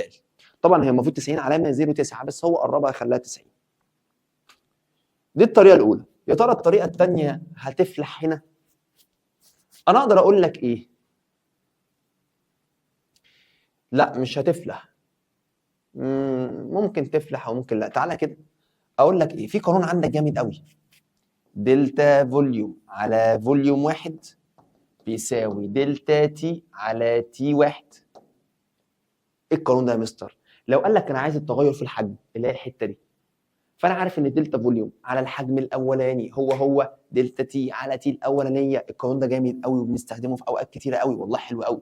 لو طلب الزياده في الحجم او حجم الغاز المتسرب، كان في غاز موجود في حوض واتسرب، سخنه فتسرب شويه منه، اللي متسرب ده اسمه دلتا فوليوم، الزياده في الحجم هي اللي تتسرب.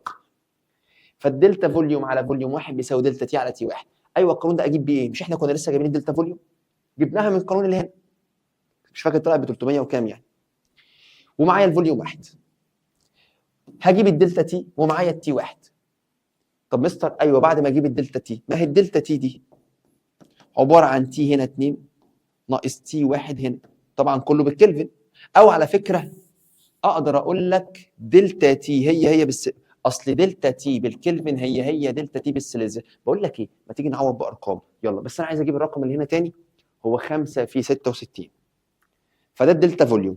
يبقى هعمل كده دلتا فوليوم 330 على فوليوم واحد اللي هي فوليوم واحد اللي هي ب 1000 بيساوي دلتا تي، عملتها بالسيليزيوس ليه؟ اصل دلتا تي بالكلفن هي دلتا تي بالسيليزيوس على تي واحد اللي هي 273.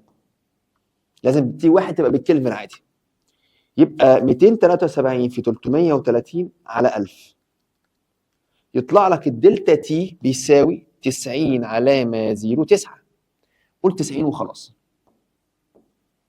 طبعا دلتا تي بالسيليزيوس هي بالكلفن، يعني درجة الحرارة زادت كام؟ زادت 90. طب هي كانت بكام؟ بصفر، لما يزيد عليها 90 تبقى دي بكام؟ ب 90. ده بكل بساطة، اللي هي برضه نفس الإجابة اللي احنا اخترناها. أو ممكن تقول لي أصل دلتا تي دي بتساوي تي 2 ناقص تي 1. دلتا تي دي ب 90، تي 2 دي أنا عايزها وتي 1 بصفر، أعرف أجيب تي 2 برضه تطلع بكام؟ ب 90. والله ما حرمك من حاجة يا أخي. س رقم 18، لا ازاي 12 يعني؟ احنا حلينا السؤال ده من شويه. طبعا هنا هنا انا كنت عاملها بصوره انضف واوضح، بس خلاص احنا حلينا بقى وخلصنا يعني. س رقم 18، تتحرك سياره كتلتها 1000 مديني الام بسرعه منتظمه مديني الفي شرقا، فالقوه المحصله على السياره ثانيه سرعه ايه؟ منتظمه. السرعه طالما منتظمه يبقى الجسم طالما سرعته ولا بتزيد ولا بتقل يبقى القوه المحصله تساوي صفر. لما القوة المحصلة تساوي صفر يعني أنت عندك قوتين، قوة مؤثرة وقوة احتكاك. القوة المؤثرة بتساوي قوة الاحتكاك. لما الاثنين يساوي بعض المحصلة بصفر فيظل الجسم على حالته من سكون أو حركة بسرعة منتظمة، فالجسم هيفضل يتحرك بسرعة منتظمة زي ما هو. شكرا. يبقى قول لي الإجابة بصفر. السؤال اللي بعده، أيوة بقى كتروا من الأسئلة دي، لازم نفرهد. الغازات ليها عندك شوية خصائص. واحد، أي غاز بيتحرك حركة اسمها حركة برونية، بيتحرك في جميع الاتجاهات بخطوط مستقيمة بشكل عشوائي، اسمها الحركة البرونية. أي غاز فيه مسافات بينية بين جزيئاته، كبر المسافات البينية خاصية رقم 2. أي غاز قابل للانضغاط دي خاصية رقم 3. هنا بيقول لك أي شكل يمثل حركة إحدى دقائق الدخان، الغاز يعني، في الهواء. هتقول لي الحركة البرونية اللي هي الإجابة ج، خطوط مستقيمة اتجاهات مختلفة، جميع الاتجاهات يعني بشكل عشوائي. السؤال اللي بعده، عندما يسحب حصان عربة تكون القوة التي تتسبب مباشرة في حركة الحصان إلى الأمام. يسحب حصان عربية، في حصان بيسحب عربية، عايز القوة اللي تتسبب مباشرة في حركة الحصان للأمام. بص يا سيدي، الحصان ده واقف على الأرض، أنا مش عارف الإجابات يعني لسه ما قريتهاش، تعال نشوف. الحصان واقف على الأرض بيسحب عربية وراه، سيبك من عربية. هو إيه اللي بيحركه لقدام؟ رجليه. ايه بقى بالظبط في رجليه؟ تقول لي رجليه بتزق الارض، تحتك بالارض، بتديها فعل قوه الاحتكاك، فالارض تروح محركاها لقدام. الرجل الثانيه تزق الارض، في خشونه، في احتكاك، فيتحرك لقدام. اذا اللي بيحرك الانسان لقدام هي قوه احتكاك رجله مع الارض. عارف انت لو ماشي في ارض او ما عارف توم وجيري لما تلاقيه في مكان ناعم جدا فتلاقيه بيتحرك في نفس مكانه، عارف عمال رجليه هي اللي تتزحلق، هو ما اتحركش ليه؟ لان مفيش احتكاك. حط انت يا عم اقف في ارض ناعمه جدا، حاول تتحرك هتلاقي الموضوع صعب. ليه؟ الاحتكاك قليل، نفسك بتتزحلق، مش عارف تتحرك، مش عارف تجري. فالمفروض التي يؤثر بها الحصان على العربه، لا طبعا. القوه التي يؤثر بها العربه على الحصان، لا طبعا. القوه التي تؤثر بها الارض على العربه، لا طبعا. القوه التي تؤثر بها الارض على الحصان هي دي اللي بتخلي الحصان يتحرك للامام. يبقى الاجابه ايه؟ الاجابه د يا معلم. سؤال رقم 21 بيقول لحضرتك فسر لماذا يستخدم رجال الاطفاء خراطيم لها طرف مسحوب. مسحوب يعني صغير يعني، لاطفاء الحرائق كما بالشكل، وماذا يحدث اذا تم استخدام خراطيم طرفها ان هي اكثر اتساعا. تقول له والله بسبب سريان الماء، حيث ان معدل السريان في الانبوبه ثابت، فعند ثبوت المعدل المساحه تتناسب عكسيا مع، او سرعه السائل تتناسب عكسيا مع مساحه المقطع. ممكن تبدا من الجمله دي اصلا. تعال اكتبها لك. سرعه السائل تتناسب عكسيا مع مساحه المقطع، يعني كل ما مساحه الخرطوم قلت زادت سرعه الماء او زاد اندفاع الماء عشان يقدر يطفي الحريقه. طب لو كانت اكثر اتساعا، كلما زاد الاتساع يعني زادت المساحه قلت سرعه المياه، يعني هتروح لمسافه قريبه جدا، مش هنطفي حريقه ولا حاجه، بقينا بنلعب. هل يمكن للسياره ان تتحرك في اتجاه الشرق في نفس الوقت الذي تتحرك فيه السياره بعجله في اتجاه الغرب؟ نعم. قال لك هل ممكن؟ قول له نعم ان شاء الله. باشا امتى؟ قال لك العربيه بتتحرك شرقا، شمال جنوب، شمال جنوب شرق، شرق يعني كده. يبقى العربيه بالفعل بتتحرك كده شرقا، مع ان في عجله مؤثره على العربيه غربا اهي، عجله لورا. تقول لي ثانيه واحده، هي العجله دي بتعمل ايه؟ يا بتزود سرعه العربيه يا بتقللها. لو العجله مع السرعه فالسرعه بتزيد، لو العجله عكس السرعه فالسرعه بتقل. طب ما هي العجله اهي عكس السرعه، معنى كده العربيه دي الراجل دايس على الفرامل وسرعته عماله تقل، فالعجله سالبه، العجله لورا بس الجسم بيتحرك لقدام. العجله سالبه او العجله عكس السرعه، معناها العربيه عماله سرعتها تقل. العجله لا تمثل الحركه، مش بتمثلك هي بتتحرك فين. العجله تمثل هي الحركه دي بتزيد ولا بتقل. كده كده طالما في عجله فالسرعه يا بتزيد يا بتقل. هي بقى بتزيد ولا بتقل؟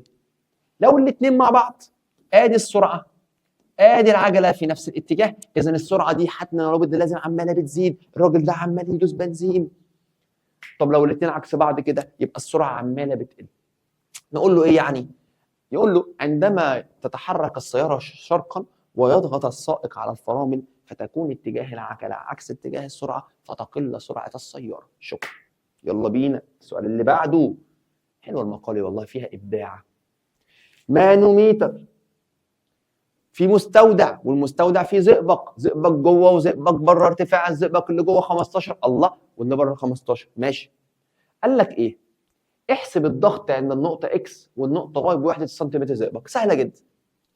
الضغط عند اكس هو ضغط اللي فوقيها، مين اللي فوقيها؟ هو الغاز. طب مستر ما مش مديني ضغط الغاز، يلا نروح نجيبه منين؟ من المانوميتر اللي على اليمين. الضغط عند اكس هو الضغط عند واي. اول ما تشوف مساله من النوع ده بعمل ايه؟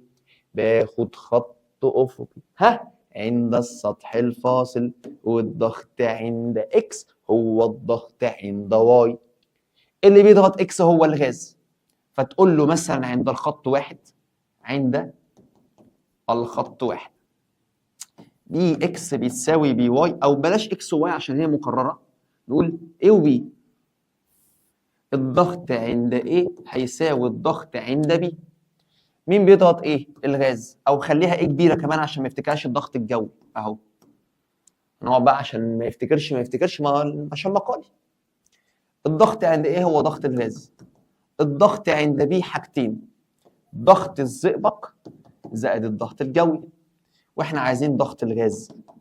ضغط الغاز يا رب بيساوي ضغط الزئبق اللي هو 15 سنتيمتر من الزئبق زائد 76 سنتيمتر من الزئبق اللي هو ضغط الجوي. اجمعهم بقى مع بعض، 76 زائد 15 يديني 91 ولا كام؟ زائد 15 يديني 91، ف 91 سنتيمتر زئبق. خد شرطه او خدها هنا عادي جدا. قال لك احنا عايزين الضغط عند واي، جبنا اكس عايزين واي. انا عشان اجيب الضغط عند واي بص على النقطه واي كويس. مين بيضغطها؟ كل اللي فوقيها مين اللي فوقيها؟ غاز وزئبق. طب ضغط الغاز بكام؟ لسه جايبينه ب 91 زائد. طب ضغط الزئبق 15، فاجمع 91 زائد 15 تاني يديك تقريبا 106 او 106 ان شاء الله. فتقول له بيساوي 106 طبعا سنتيمتر زئبق. كده زي الفل يا حبايب قلبي. خلصنا لحد سؤال خلصنا الامتحان الاولاني لحد سؤال 23. ندخل بقى على الامتحان اللي بعده، امتحان رقم 2. انا بصراحه هلحمهم كده في فيديو واحد كده، علشان ايه؟ كل فيديو مثلا امتحانين او حاجه، يعني الدنيا تبقى خفيفه عليك. المره دي بقى في حاجات كتير مش هفصصها زي ما فصصت الفيديو اللي فات، هنحاول نحل اسرع وانجز. بيقول لحضرتك امتحان رقم 2 سؤال رقم 1: اسقطت قرى معدنيه نصف قطرها ار في خزان به ماء. ماشي، كوره نصف قطرها ار حطيتها في خزان فيه ميه، فاذا كانت سرعتها الاول كان اسمها في وتؤثر عليه قوه مقاومه لتعطى بالعلاقه دي اف بتساوي كي في الار في الفي، حيث كي ده ثابت فتكون وحده قياس الكي. ده سؤال على وحدات القياس وصيغه الابعاد. هو عايز وحده قياس الكي. عشان اجيب وحده قياسها هاتها الاول في طرف لوحدها، فعشان اجيب الكي هقسم الحاجه البعيده على الحاجه القريبه، فالكي هتساوي اف على ار في الفي. علشان اجيب وحدات قياس دول فك كل واحده لوحدها. الاف دي بالنيوتن، الار دي نصف قطر هو اللي قال لي يعني بالمتر، السرعه دي بالمتر على الثانيه، فنطلع الثانيه فوق. يعني نقدر نقول نيوتن في ثانيه على متر في متر، يعني نيوتن في ثانيه على متر تربيع، ولا واحده فيهم مكتوب فيها نيوتن. خلاص بكل بساطه مش محتاجين على فكره صيغه الابعاد في حاجه يعني، بس ممكن نستخدمها. يعني كويس ان هو مديك حاجه تستخدمها منها. مستر ما تيجي نشيل النيوتن ونحط ما يكافئها. هي النيوتن يا ابني بتكافئ ايه؟ النيوتن اصلا اللي هي وحده قياس القوه دي كتله في عجله، كتله بالكيلوجرام، عجله بالمتر على الثانيه تربيع، يعني تكافئ كيلو جرام في متر على الثانيه تربيع.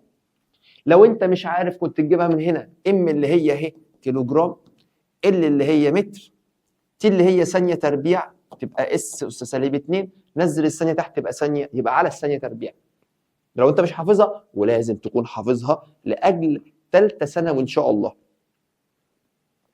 فاللي هنعمله دلوقتي ان احنا نشيل الانايه دي ونحط ما يكافئها. فهسيب المتر تربيع والثانيه زي ما هي اهو، ادي المتر تربيع، ادي الثانيه زي ما هي. هشيل النيوتن واحط بدلها كيلو جرام في متر على الثانيه تربيع. فثانيه من اللي فوق تروح مع ثانيه من اللي تحت، متريه اللي فوق تروح مع متريه من اللي تحت، يديك كيلو جرام على متر في ثانيه. كيلو جرام على متر في ثانيه. اللي في المقام طلعه بص بعكس الاشاره، يبقى كيلو جرام في متر سالب 1 في ثانيه سالب 1. يبقى الاجابه ان شاء الله ايه؟ ان شاء الله الاجابه ج. ده سؤال رقم 1. خش على السؤال اللي بعده. سؤال رقم 2 بيقول لحضرتك الشكل البياني الذي يمثل علاقه بين حجوم عده مكعبات مصنوعه من النحاس، كلها مصنوعه من النحاس، كلها من النحاس، كلها من نفس الماده، اذا كثافتهم واحده، يعني مهما الحجم زاد الكثافه ثابته، مهما الحجم قل الكثافه ثابته. يبقى نختار علاقه ايه ان شاء الله؟ نختار العلاقه الثابته، لانه قال لك كلها مصنوعه من النحاس. ماشي مستر، امال امتى اختار يعني علاقه مختلفه غير الثابته؟ لو انا جيت قلت لك ادي رو بتساوي ام على فوليوم، لو جيت قلت لك مواد مختلفه كلهم لهما نفس الكتله، اذا الرو والفوليوم علاقه عكسيه، يبقى كل ما الماده حجمها زاد كثافتها كانت اقل، وهكذا، لان المواد كلها ليها نفس الكتله. فالرو والفوليوم تبقى علاقه عكسيه، ساعتها نختار ب. بس هو ما قاليش عند ثبوت الكتله، بالعكس ده قال لي كلهم نفس الماده، كلهم نحاس. سؤال رقم 3: تؤثر قوه مماسيه على لوح مصقول فينزلق بيت الاعلانات، فينزلق بسرعه منتظمه على طبقه من سائل لزج تغطي ارضيه القاعه، فاذا زاد مقدار هذه القوه للضعف فان معامل اللزوجه. والله يا مستر بص، منطقيا وبديهيا ان انا لما بيسالني على حاجه زي كده بكتب قانونها، ايتا اف في دي على ايه في الفي. افتكر دايما ان اي حاجه عايز تعرف بيحصل لها ايه او بتتوقف عليها، رقم واحد بتعرف من القانون، رقم اتنين بتعرف من الحاجات اللي انت فاهمها وحافظها في المنهج. دي من الحاجات اللي انت فاهمها وحافظها من المنهج، ان هي والله ولا تتوقف على اف ولا دي ولا ايه في الفي، بينما تتوقف على حاجتين تانيين خالص، هما نوع السائل ودرجه الحراره. يعني امتى ايه تتغير؟ لما اغير الماده من ميه لعسل، من ميه لجليسرين، او اغير درجه الحراره. كل ما زودت درجه الحراره للزوجه قللت درجه الحراره للزوجه زادت. زي العسل، العسل هو عسل ليه لزوجه معينه، دخلته الثلاجه درجه الحراره قلت فتلاقيه بيتحجر، لزوجته زادت، حركه عكسيه. ماشي. فهنا معامل لزوجه يحصل له ايه؟ ولا اي حاجه. ليه؟ لانه والله ما بتوقفش على السرعه. يعني قال لك سرعه زادت قلت، القوه قصدي، قوه زادت قلت، والله ولا بتوقف على السرعه ولا على القوه. السؤال اللي بعده بيقول لحضرتك الزمن الذي تستغرقه سياره تتحرك في خط مستقيم بعجله، يعني مديني العجله لتتغير سرعتها بمقدار، فمديني التغير في السرعه تتغير بمقدار كذا، يعني اتغيرت بالرقم ده، فهو عايز الزمن التغير. خلاص يا مستر، ما هي الايه بتساوي دلتا في على دلتا تي، فالدلتا تي هتساوي العكس، دلتا تي هتساوي دلتا في على ايه. مديني دلتا في ب 10 والايه ب 2، يبقى ال 10 دي اتغيرت في 5 ثواني، يبقى الاجابه ج. سؤال رقم 4. سؤال رقم 5. قوه وقوه محصله، بيقول لك قوتان اف 1 واف 2 تؤثران على نفس الجسم، جسم كتلته نص، يبقى مديني الام. خلي بالك انا من يوم ما اقرا باقي السؤال عندي قوه هنا مؤثره اسمها 6، قوه احتكاك، او قوه عكسيه اسمها 4. الجسم ده هيتحرك ولا بالستة ولا باربعة، هيتحرك بمحصلتهم. فالقوه المحركه اللي هيتحرك بيها هي 6 ناقص 4 يديني 2 نيوتن. كده انا معايا القوه المحركه، القوه اللي الجسم هيتحرك بيها. ما هو في 2 بيشدوا، واحد بيشد هنا ب6 والتاني بيشد هنا ب4. مين اللي يكسب؟ ابو 6 طبعا هو اللي يكسب. طب يكسب بكام؟ يكسب بفرق 2، اللي هو الجسم هيتحرك بالاثنين دول. فالجسم هيتحرك ب 2 نيوتن، دي القوه المحركه. طب هات العجله، ما هي العجله يا مستر هي القوه المحركه محصله القوه على الكتله، يعني 2 على نص، يعني يدينا 4 متر لكل ثانيه تربيع. فالعجله لازم تبقى ب4، اما ج او د. طب في انهي اتجاه؟ في اتجاه الكبيره، في اتجاه اف 1، تبقى الاجابه د. السؤال اللي بعده، الشكل المقابل يوضح انبوبه شعريه، بحب مثال الانبوبه دي جدا، بها خيط من الزئبق يحبس كميه من الهواء، فاذا اصبحت الانبوبه راسيه وفتحتها الاعلى. ده حالتين، ادي الحاله الاولى الفتحه الاسفل، ثم اصبحت حاله ثانيه الفتحه الاعلى اهو، دي الحاله الثانيه، وادي خيط الزئبق. طبعا هنا ضغط الغاز صغير، لما يعملها تبقى نايمه على جنبها تبقى الضغط يزيد، ولما يخليها الاعلى يبقى اكبر ضغط على الغاز بيقع عليه، لان ساعتها ضغط الغاز هيساوي ضغطين، هيساوي ضغط الهواء وضغط الزئبق، الاثنين بيضغطوه. هنا الغاز ما كانش فيه حاجه بتضغطه غير الهواء بس، الزئبق بالعكس، الزئبق كان معاه كان بيضغط الهواء يعني. هفهمك ازاي دلوقتي. المهم راح اداني الضغط الجوي ب 75، عايز طول عمود الهواء المحبوس. يا لهو عليا، خدعني والله خدعني. ده سؤال على الغازات. هنا هو عايز طول عمود الهواء المحبوس ده يحصل له ايه، وهو مديولي هنا اللي واحد بكام؟ ب 20 سم. عايز الاثنين هيحصل لها ايه؟ طبعا هتقل، بس هتقل تبقى بكام؟ ده اللي احنا عايزينه. تقول لي ولا اي حاجه يا مستر، انا بحلها طبقا لدرسين، درس المانوميتر كان قبليه بالظبط شرح الانبوبه الايه الشعريه، والدرس بتاع الغازات. تعال في المانوميتر الاول. الغاز اللي هنا هل معايا ضغطه؟ انا بعرف اجيب ضغطه. ضغط الغاز، بص هنعمل المعادله وهمسحها بسرعه. انت باخد خط هنا، الحاجه اللي بتضغط من اسفل لاعلى بتساوي الحاجتين اللي بيضغطوا لاسفل، اللي هو الحاجتين اللي فوق بيساوي الحاجه اللي تحت. مين الحاجتين اللي فوق؟ ضغط الغاز زائد ارتفاع الزئبق بيساوي الضغط الجوي. فاعرف اجيب ضغط الغاز في الحاله دي، الرسمه الاولى اللي قدامي، هيساوي البي اي ناقص اتش. امسحها بقى ولا اشتغل وخلاص؟ يلا يا عم نشتغل وخلاص والله. اها. فضغط الغاز في الحاله الاولانيه هنا هيساوي الضغط الجوي اللي هو 75 ناقص الزئبق اللي هو 5، يديني 70 سنتيمتر زئبق. طب حجم الهواء اللي جوه انا معيش حجمه، بس اقدر استخدم ارتفاعه بدل حجمه. ارتفاعه ب 20 يبقى اقدر اقول لك اللي واحد كانت ب 20. يبقى انا عندي معلومتين للغاز في الحاله الاولى، ضغطه وطوله. طب في الحاله الثانيه تعال نجيب ضغطه وهنشوف طوله ده قصته ايه. ضغطه هنا باخد خط من تحت، الحاجتين اللي فوق بيساوي الحاجه اللي تحت، الحاجه اللي تحت اللي هي ضغط الغاز بيساوي الضغط الجوي زائد حته الزئبقايه. الضغط الجوي ب 75، حته الزئبقايه هي هتفضل 5، فساعتها ضغط الغاز في الحاله الثانيه هيساوي 80 سنتيمتر زئبق. عايزين نجيب مين يا ترى؟ الاثنين. اجيب الاثنين ازاي؟ استخدم قوانين الغازات، ان البي مع الحجم علاقه عكسيه، والحجم بدل ما اكتبه حجم هكتبه ال، يعني بدل ما اعوض الحجم هعوض عن طوله. فاقدر استخدم مثلا المعادله دي، اقول لك بدل بي 1 فوليوم 1 بيساوي بي 2 فوليوم 2، اقول لك بي 1 ال 1 بيساوي بي 2 ال 2. بي 1 هل معايا؟ يا مستر ب 70 صح؟ ال 1 20، ب 2 معانا بكام؟ ب 2 ب 2 ب 80. الاثنين عايزينها نعرف نجيبها على الاقل. هو ده المطلوب اصلا.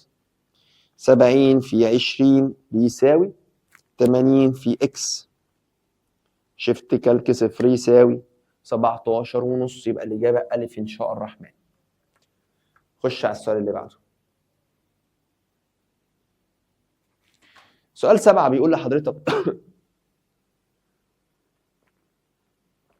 إذا علمت أن الضغط الكلي عند النقطة X هو كذا. معايا الضغط عند X هنا، شايف X دي؟ أنا معايا الضغط هنا، يا لهوي عليا.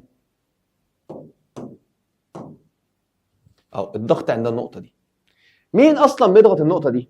كل اللي فوقيها. مين اللي فوقيها؟ المية والسائل. هل المية كلها بتضغطها؟ لا يا مستر، دي الحتة دي بس من المية. طب المية كلها 25 والحتة اللي تحت ب 15، يبقى 10 سنتيمتر مية هم اللي بيضغطوها. طب والسائل 40 سنتيمتر من السائل هم اللي بيضغطوها. طب هل في هواء؟ وضغط جوي بيضغطوها، يبقى النقطة اكس بيضغطها 3 حاجات. يبقى الضغط عند اكس بيساوي ضغط المية اللي فوقيها زائد ضغط السائل اللي فوق المية زائد الضغط الجوي. هو بقى عايز مين؟ عايز كثافة السائل. طيب اسمها اكس اهو. بي عند اكس بيساوي كام؟ معادله بقى وعوض يلا. البي عند اكس 1 على ما 0.43 في 10 أس 5 بيساوي ضغط الميه رو جي اتش. يبقى انا لو عايز ضغط الميه اخد كثافه الميه اللي هي ب 1000، عجله الجاذبيه اللي ب 10، ارتفاع الميه اللي بيضغط اللي هو 10 سم، بس هحولها هضربه في 10 أس سالب 2 فيبقى 0 علامه 1 زائد، يبقى ده ضغط الميه زائد ضغط السائل اللي هو رو جي اتش. رو السائل مش عارفه، اعملوا رو. عجله الجاذبيه ب 10، ارتفاع السائل اللي بيضغط 40 سم هتحوله فيطلع 0 علامه 4، اقفل القوس، زائد الضغط الجوي اللي هو مديهولي 10 أس 5. كل دي معادله فيها مجهول واحد اعرف احلها. طبعا انا عملت بدل ما اعمل زائد زائد خليتهم تحت بعض عشان مفيش مكان يعني. يبقى 1 علامه 0 4 3 في 10 أس 5 علامة يساوي، افتح قوس، 10 أس 3 اللي هي 1000 في 10 في 0 علامة 1 اقفل قوس زائد، افتح قوس، إكس مضروبة في 10 في 0 علامة 4 اقفل قوس زائد، افتح قوس، 10 أس 5 اقفل قوس، شيفت كالك صفر يساوي، يطلع لي رقم اسمه 825. يعني الإجابة كام؟ الإجابة ج إن شاء الله. ده سؤال رقم 7. سؤال رقم 8 يقول لك يستقر كتاب على سطح منضدة موضوع على سطح الأرض، فإذا كانت الأرض تؤثر على الكتاب بقوة جذب 10. يبقى أنت عندك كتاب أهو، ده كتاب أهو، الكتاب ده موجود على ترابيزة، ماشي، والترابيزة موجودة على الأرض، فإذا كانت الأرض تؤثر على الكتاب بقوة جذب 10 نيوتن، يبقى الكتاب ده الأرض بتشده لتحت بقوة اسمها 10 نيوتن. طبيعي، الكتاب أصلا هو اللي بيخليه ما يقعش، هو الترابيزة، بس هو عايز يقع لتحت. طب الأرض بتشده بكام؟ ب 10 نيوتن. طب ثانية واحدة، مش ده كده بمقام فعل على الترابيزة؟ يعني الكتاب كده بيزق الترابيزة بقوة اسمها 10، فالترابيزة ترد عليه بقوة اسمها 10 برضه، فبيقول لك فإن المنضدة تؤثر على الكتاب بنفس القوة اللي اسمها 10. بس ثانية واحدة، المفروض سالب 10 عشان عكس الايه؟ الاتجاه. ده سؤال رقم 8. تمام؟ يبقى نخش طبعا سالب علشان هي عكس الاتجاه، لأن ايه؟ لكل فعل رد فعل مساوي له في المقدار ومضاد له في الاتجاه. ادي الفعل يساوي سالب رد الفعل. السؤال اللي بعده سؤال رقم 9. بيقول لحضرتك مديك عربيتين، عربيه اكس وعربيه واي، اوصفهم. تعالوا نوصفهم مع بعض. ابدا بالعربيه واي عشان دي سهله. واضح ان العربيه دي مشيت بعد ثانيه بقت هنا، بعد ثانيه بقت هنا، بعد ثانيه. الله، دي في ازمنه متساويه تقطع مسافات متساويه، اذا دي ماشيه بسرعه منتظمه. يبقى تتحرك السياره اكس واي قصدي بسرعه منتظمه، يبقى دي سرعه منتظمه. سرعه منتظمه. بدل ما اقول سرعه منتظمه اقول ايه؟ نفس السياره ها تتحرك بعجله صفريه، لان هي سرعتها ولا بتزيد ولا بتقل. طب السياره اكس، لاحظ ان في الاول هنا كانت قطعت مسافه صغيره، فالمسافه زادت، يعني العربيه دي اكس سرعتها عماله تزداد، يعني تتحرك بسرعه تزايديه. يعني يا مستر العربيه نفس العربيه تتحرك بعجله مالها؟ عجله موجبه. بيقول لك السيارات تتحرك بسرعه غير منتظمه، الكلام ده غلط. اكس بسرعه منتظمه مبدئيا كده غلط، لان اكس بسرعه غير منتظمه. تتحرك السياره اكس بعجله سالبه، لا، اكس دي تتحرك بعجله موجبه، الكلام ده غلط. اكس تتحرك بعجله موجبه، نعم. واي تتحرك بسرعه منتظمه، نعم، فنختار الاجابه د. 10 بيقول لك مكبس هيدروليكي ماله؟ النسبه بين مساحتي مكبسيه 1:16. يبقى دي مثلا المساحه الصغيره هسميها ايه؟ 1 بتساوي 1، والمساحه الكبيره بتساوي 16، ولنفترض نسبه وتناسب يعني. اذا بذلت، ثانيه واحده بقى كده، علم على الكلمه دي، ده مكبس ماله؟ مثالي، يعني الشغل المبذول هو الشغل الناتج، حاله مثاليه. فبيقول لك بذلت شغل قدره دبليو، فانزل المكبس لاسفل، فالسائل يبذل شغلا على المكبس في فرع متسع، اسمه ايه؟ والله اسمه دبليو برضه، لان الشغل المبذول هيساوي الناتج. طب لو مكبس غير مثالي، فالناتج هيبقى اقل من المبذول، اقل بحته، يعني 20%، 30%، 10%. المهم هنا الاجابه تبقى باء ان شاء الرحمن، س 10. س رقم 11. مديك رسمه بيانيه، حاجه بنت جنيه. تعال نشوف. بيقول لك يمثل علاقه بين الازاحه في تتحرك في خط مستقيم في اي فتره زمنيه تكون سرعتها اكبر. باشا مديك هنا الدي والتي، هو انا عشان اجيب السرعه بعمل ايه؟ بجيب الميل. بس انت بتفكر في تفكيرين بس، يا الميل يا المساحه تحت المنحنى. فالميل بتاع حضرتك من الرسمه دي هو دي على تي اللي هي السرعه. اكبر ميل هيكون اكبر سرعه، ولو الميل بصفر يبقى السرعه بصفر، لان الميل هو السرعه اهو. شايف نمط التفكير؟ باشا مبدئيا الخط ده افقي مش مايل، السرعه عنده بصفر. ماشي، هو عايز ايه؟ عايز سرعه اكبر وخلاص. بص الحته دي، الخط ده ميله كبير جدا، خلي بالك عامل زاويه كبيره، او ممكن اقولها لك ازاي؟ مش الميل هو فرق الصادات على فرق السينات، فالصادات هنا كبيره قوي والسينات هنا صغيره قوي، فيديك رقم، او الخط ده هيبقى مايل بميل كبير يعني. طب هنا لا ده ميل صغير واضح، وهنا كذلك، يبقى ايه؟ ده اكبر ميل. اكبر ميل دايما هو اللي مقرب للرأسي، يبقى السرعه خلال اي بي هي اكبر سرعه، فنقول خلال الفتره مين؟ اي بي. ده سؤال رقم 11. ماشي، فاضل لنا حبه تلتايه، يعني تلتايه، الله المستعان.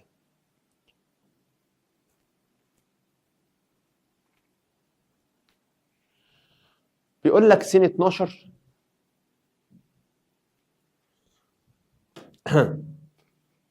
انبوبه اكس مساحه مقطعها، يبقى مديني ماشي انبوبه اكس مساحه مقطعها سميها اي واحد، يسري بها سائل سريانا هادئا وتتشعب الى انبوبتين. ماشي، بص انا هرسمها لك، ادي انبوبه اكس تشعبت الى انبوبتين اهو بالشكل ده.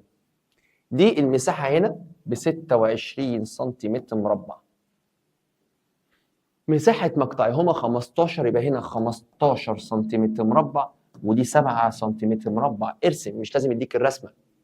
اذا كانت سرعه السائل في الانبوبتين اكس وواي هي 0.4 0.6، اكس وواي، ها الاولى اسمها اكس، يبقى هنا السرعه هنا 0.4 متر على الثانيه. طب واي، مين هي واي الاول؟ واي اللي هي ب 15 دي، هنا بكام؟ 0.6 متر على الثانيه. اكيد هيطلب السرعه في الانبوبه الثالثه زد، هي دي الانبوبه زد، يبقى دي اكس واي زد. احل ازاي باشا؟ مع ثابتين على المبدا، كميه الميه اللي داخله من هنا كل ثانيه يساوي كميه الميه اللي خارجه من دول كل ثانيه. كميه كل ثانيه يعني معدل السريان، يعني كيو عند المقطع اكس هيساوي كيو واي زائد كيو زد. فك الكيو، اعمل اي اكس في اكس بيساوي اي واي في واي بيساوي اي زد في زد. يبقى المساحه هنا في السرعه هنا بيساوي المساحه في واي في السرعه في واي زائد المساحه في زد والسرعه في زد. عوض والله تكون خلصت كل حاجه ان شاء الله. المساحه في اكس بكام؟ ب 26، والسرعه باكس في 0.4. مساحه واي 15، سرعه واي 0.6، ها زائد مساحه زد ب7، سرعه زد مجهوله، اعملوا على الاله 26 في 0.4 علامه يساوي، افتح قوس، ها افتح قوس، 15 في 0.6 اقفل قوس تاني، زائد، ها افتح قوس تالت، 7 في علامة اكس اقفل قوس، شيفت كالكي 0 يساوي 0.2. هوبا، فالإجابة ألف. يا أوي يا رب. س 13 وصلنا تقريبا أقل، يعني أكتر من نص الامتحان أهو. بيقول لحضرتك في الشكل المقابل مانوميتر مائي استخدم لقياس ضغط غاز داخل مستودع. إذا كان الضغط الجوي، مديني الضغط الجوي اكتبها اهو، ادي بي ايه، وكثافة الزئبق مديني الرو بتاعت الزئبق، رو الزئبق، ومديني رو المية، وجهاز مانوميتر، وعجلة الجاذبية، عايز ضغط الغاز المحبوس بوحدة البار. تقول لي اجيبه ازاي يعني بالبار؟ انا يا عم هاته بالباسكال وحول من الباسكال للبار بس، شكرا. كده انت بتعرف تجيبه بالباسكال. مستر احل ازاي؟ باخد خط افقي، ها عند السطح الفاصل، والضغط عند اكس هو الضغط عند واي. كام حاجه بتضغط اكس؟ 2. ضغط الغاز زائد ضغط الميه هيساوي الضغط عند واي اللي هو الضغط الجوي. احنا عايزين ضغط الغاز للامانه، ودي ضغط الميه الناحيه الثانيه. طب يا مستر طب ليه؟ ما انا فاهمها، ما انا ممكن ما اعملهاش كده. ممكن اقول لك ايه؟ مستر انت قلت لنا بالنظر مين اللي ضغطه كبير؟ الضغط الجوي اكبر من ضغط الغاز، فلو عايز ضغط الغاز هيساوي الضغط الجوي ناقص ضغط الميه، وخلصت. والضغط الجوي مديهولي بكام؟ مش مديهولي؟ اوبا، مش مديهولي، لا مديهولي ب 76 سنتيمتر زئبق. طب انا يا مستر مش عايزه بالسنتيمتر زئبق، خلاص هاته بالباسكال اضربه في رو جي. يبقى الضغط الجوي عباره عن رو جي اتش، رو الزئبق في جي اللي هي مديالي بكام الجي؟ ب 10 في 76 سنتيمتر من الزئبق، هنحولها على طول نضربها في 10 أس -2 يطلع 0.76.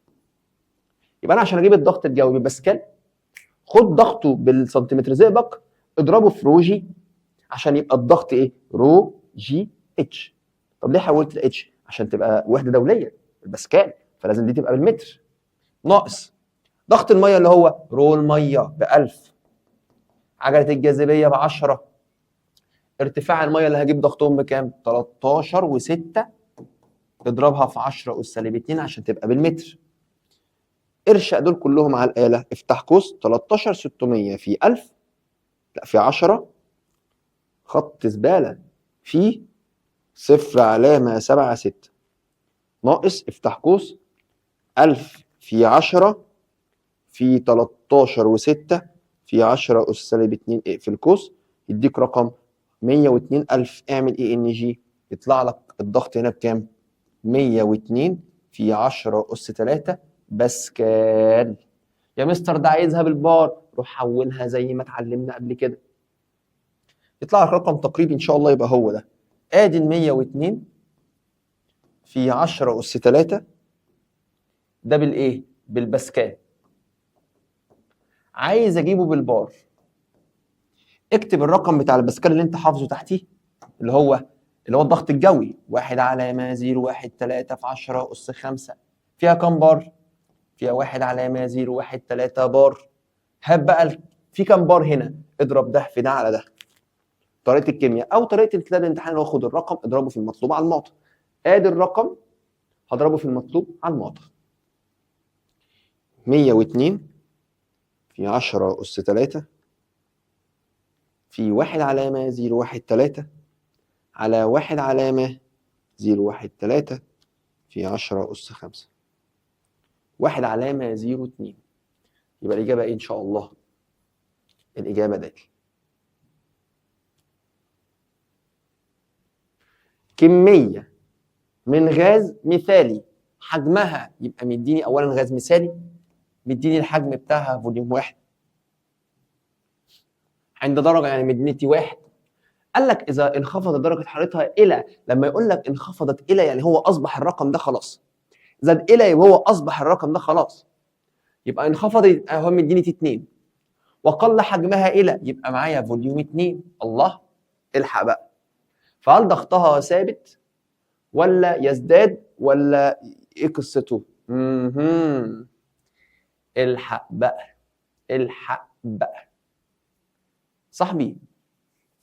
انا اقدر احلها كذا طريقه عشان الضغط يكون ثابت عند ثبوت الضغط.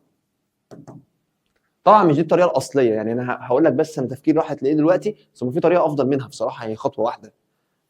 عند ثبوت الضغط لازم فوليوم 1 على فوليوم 2 يساوي تي 1 بالكلفن على تي 2.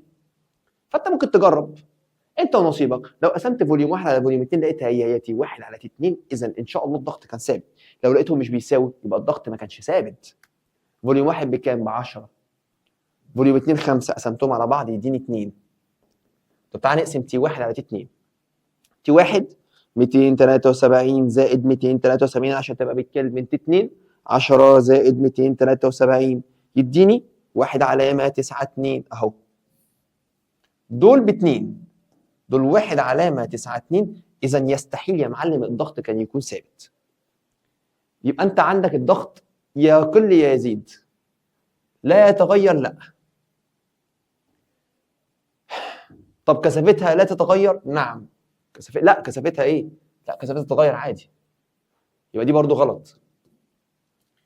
كثافتها تقل ولا ضغطها يزيد؟ اوبا دي حاجه من الاثنين، نعرفها منين؟ تعال نجيب الضغط. طب اجيب الضغط ازاي؟ من القانون العام للغازات. ايه هو القانون العام للغازات؟ B1 فوليوم 1 على T1 بيساوي B2 فوليوم 2 على T2. بصراحه دي الطريقه الافضل بدل ما كنت تعمل دي. انا عايز اعرف الضغط حصل له ايه. هفترض ان B1 كان اسمها 1، فاجيب B2 اعرف هي زادت ولا قلت. يا رب تكون زادت، يلا بينا. B1 هعتبرها ب1، فوليوم 1 قلنا بكام؟ ب10. على درجة الحرارة الأولى ب 273 زائد 203. إذا البي 2 تطلع لي على الآلة 1 علامة 03. وإحنا كنا معتبرين الضغط الأولاني بواحد، يعني الضغط فعلا إيه؟ يزداد، إذا نقول ضغطها يزداد. فلو كانت ضغطها لا يزداد كنا نختار خلاص آخر واحدة وشكرا. فده السؤال رقم كام؟ سؤال رقم 14. خش على السؤال اللي بعده. سؤال رقم 15 بيقول لحضرتك الشكل المقابل يوضح مستودعين زجاجيين، عندك مستودع 1 و2 حجمهم 100 و150. الاول ده الحجم بتاعه اهو فوليوم 1 بيساوي 100 وفوليوم 2 هنا بيساوي 150. ماشي، خلي بالك ده فيه غاز وده فيه غاز تاني خالص، فده ليه حجم اهو وده ليه حجم تاني خالص. حلو، المستودع 1 يحتوي على غاز ثاني اكسيد الكربون، ده فيه ثاني اكسيد كربون يا معلم، تحت ضغط 80 يبقى مديني بي 1 هنا بيساوي 80 سنتيمتر زئبق. والمستودع 2 فيه هيليوم، ده يا معلم مليان هيليوم، تحت ضغط 76 يبقى بي 2 هنا يساوي 76. عايز ايه بقى يا عم؟ اذا فتح الصمام بين المستودعين، فتحت الصمام يعني الغاز ده هيدخل هنا والغاز ده هيدخل هنا ويختلطوا ببعض ويبقوا خليط، فتبقى مسألة خليط. فإن الضغط داخل المستودعين يبقى ضغط الخليط داخل المستودعين الجديد بقى، ضغط المستودعين كلهم اللي هو اسمه ضغط الخليط كله على بعضه. طب أنا عندي قانون أقدر أحل بسرعة بيه، ضغط الخليط في حجم الخليط بيساوي ضغط الغاز الأول في حجم الغاز الأول قبل الخلط زائد ضغط الغاز الثاني في حجم الغاز الثاني برضو قبل الخلط. على فكرة معايا كل حاجة، حجم الخليط بس هو اللي ايه فيه تكايه زنطوطه كده، ان الغاز هنا كان في حجم اسمه 100 وهنا في حجم اسمه 150. لما فتحت دول الاثنين هيختلطوا مع بعض والاثنين هيتفرشوا على الحجمين كلهم، يعني الاثنين هيبقوا موجودين في الحجم الكلي اللي هو كام؟ 250. يعني انا اقدر اقول لك ان حجم الخليط هنا بكام؟ ب 250 سنتيمتر مكعب، وده ما اعرفوش اهو. ضغط الغاز الاول مديهولي اهو 80 في 100 في حجم الغاز الاول، يبقى هنا 80 في 100 زائد ضغط الغاز الثاني 76 في 150 76 في كام؟ 150. عوض معادله في مجهول واحد تجيبها. ده سؤال رقم 15 يطلع لك الاجابه باء 77 علامه 6. السؤال اللي بعده بيقول لحضرتك يا رب، سؤال 16 هانت الشكل المقابل يوضح باروميتر زئبقي استخدم لتعيين الضغط الجوي، فلقينا فوجد 75 سنتيمتر زئبق. ماشي، يعني الضغط الجوي عايز يقول يعني ان الضغط الجوي اهو ب 75 سنتيمتر زئبق. فاذا كان الضغط عند اكس، راح مديني الضغط عند اكس بالرقم ده، فان الارتفاع اتش ده الحته دي قد ايه؟ تقول لي واحده واحده بقى كده، ومديني رز زئبق ومديني عجله الايه؟ الجاذبيه. ماشي يا سيدي، نمشيها واحده واحده. دي كلها تمثل الضغط الجوي، دي كلها بكام؟ ب 75 سنتيمتر من الزئبق. حلو، وهو مديني الضغط عند اكس. طب ما الضغط عند اكس مديولي بالباسكال، ما انا اعرف اعوض اجيب الحته دي اسميها اتش واحد. ما هو مديني الضغط عند اكس، مين بيضغط اكس؟ كل اللي فوقيها. مين اللي فوقيها؟ حته زئبقايه ارتفاعها اسمه اتش واحد. تعال نحسب الاتش واحد ومن ضمنها، وبعد ما نحسبها نقدر نجيب اتش 2. يلا يا مستر، الضغط عند اكس بيساوي 46 علامه 6 4 8 في 10 اس 3. ده عباره عن ايه؟ عباره عن رو جي في اتش، رو الزئبق في جي في الاتش. فاعرف احل واجيب ارتفاع الحته دي من الزئبق اللي هي اتش واحد. يبقى اقسم الرقم ده 6 4 4 6 علامه 6 4 8 في 10 اس 3 على الرو في الجي اللي هي 13600 في 9 و8، يطلع لك 0 علامه 3 يعني 35 سم. فطلع بمتر ضربتها في 10 اس 2 يعني. طب دي ب 35 سم، ما تعرفش تجيب اللي تحت؟ والله هعرف اجيب اللي تحت، لان دي كلها ب 75. اطرح منها 35، يبقى 75 ناقص 35 يطلع لك 40. اذا الاجابه د تطلع 40 سم. ده س رقم 16. السؤال اللي بعده، اناء فارغ لقينا كتلته 190. ادي الاناء الفارغ اهو، ام اهو التوتال بتاعته او ان بكام؟ ب 190 جرام. حطيت فيه سائل كثافته النسبيه، السؤال ده لسه حالين زيه في الامتحان اللي فات. حطيت فيه سائل اهو، مديك كثافته النسبيه، يبقى رو النسبيه بتاعته 0.81. حلو ده. اصبحت كتله السائل والاناء معا 400، يبقى الاثنين مع بعض هنا 400. انا مش عايز الاثنين مع بعض، انا عايز ام السائل. فاطرح ال 400 ناقص 190 يديك 210 جرام. ماشي. قال لك فاذا ملئ هذا الاناء بالماء تصبح كتله الاناء والماء مع بعض كام؟ سيبك منهم مع الماء يعني، سيبك. تعال ناخد الكثافه النسبيه. مستر الكثافه النسبيه بتساوي ايه؟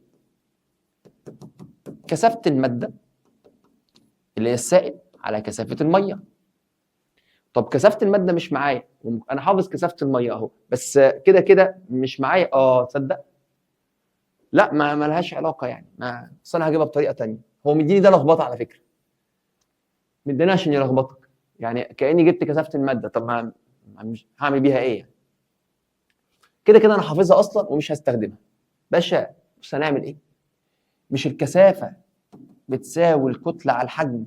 تقول لي طب لما احط نفس الوعاء اهو، نفس الوعاء بالظبط، واملاه ميه، ايه المشترك في الاثنين دول؟ تقول لي حجم السائل هيبقى هو حجم الميه. فعند ثبوت الحجم رول اما علاقه طرديه، يبقى انا بدل ما اجيب كثافه الماده على الميه اجيب كتله السائل اللي هو الماده على كتله الايه؟ الميه. كده انا معايا قانون اهو اعرف اجيب بكتله الميه. يلا يا عم نجيب كتله الميه. الكثافه النسبيه بكام؟ 0.81 بتساوي كتله السائل بكام؟ كتله السائل يا رب ب 210 على كتله الميه. فاعرف اجيب بفضل الله وحمده كتله الميه. تقول لي كتله الميه هتبقى 210 على 0.81، يطلع لك 259 علامه 2.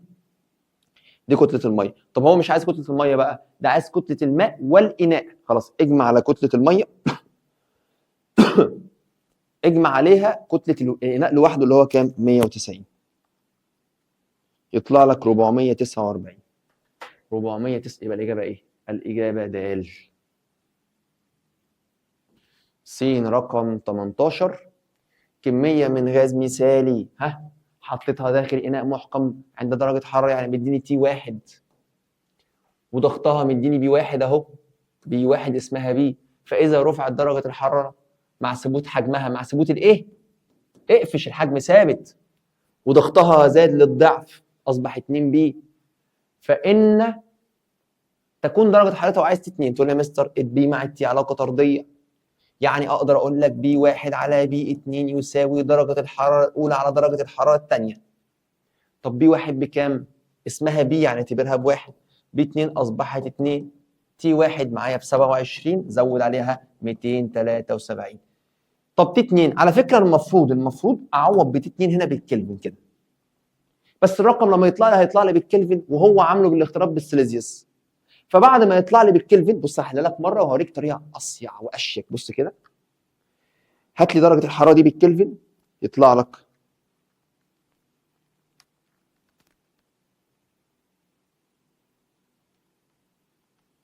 لي 600. يبقى تي هو عايز درجه حرارتها تصبح 600 كلفن. طب هو عايزها عامل بالسيليزيوس، يبقى اطرح من 600 273 عشان تحولها للسيليزيوس، يطلع لك تي 2 اهو بالسيليزيوس 327 درجه سيليزيوس. 327. يبقى الاجابه ايه؟ الف.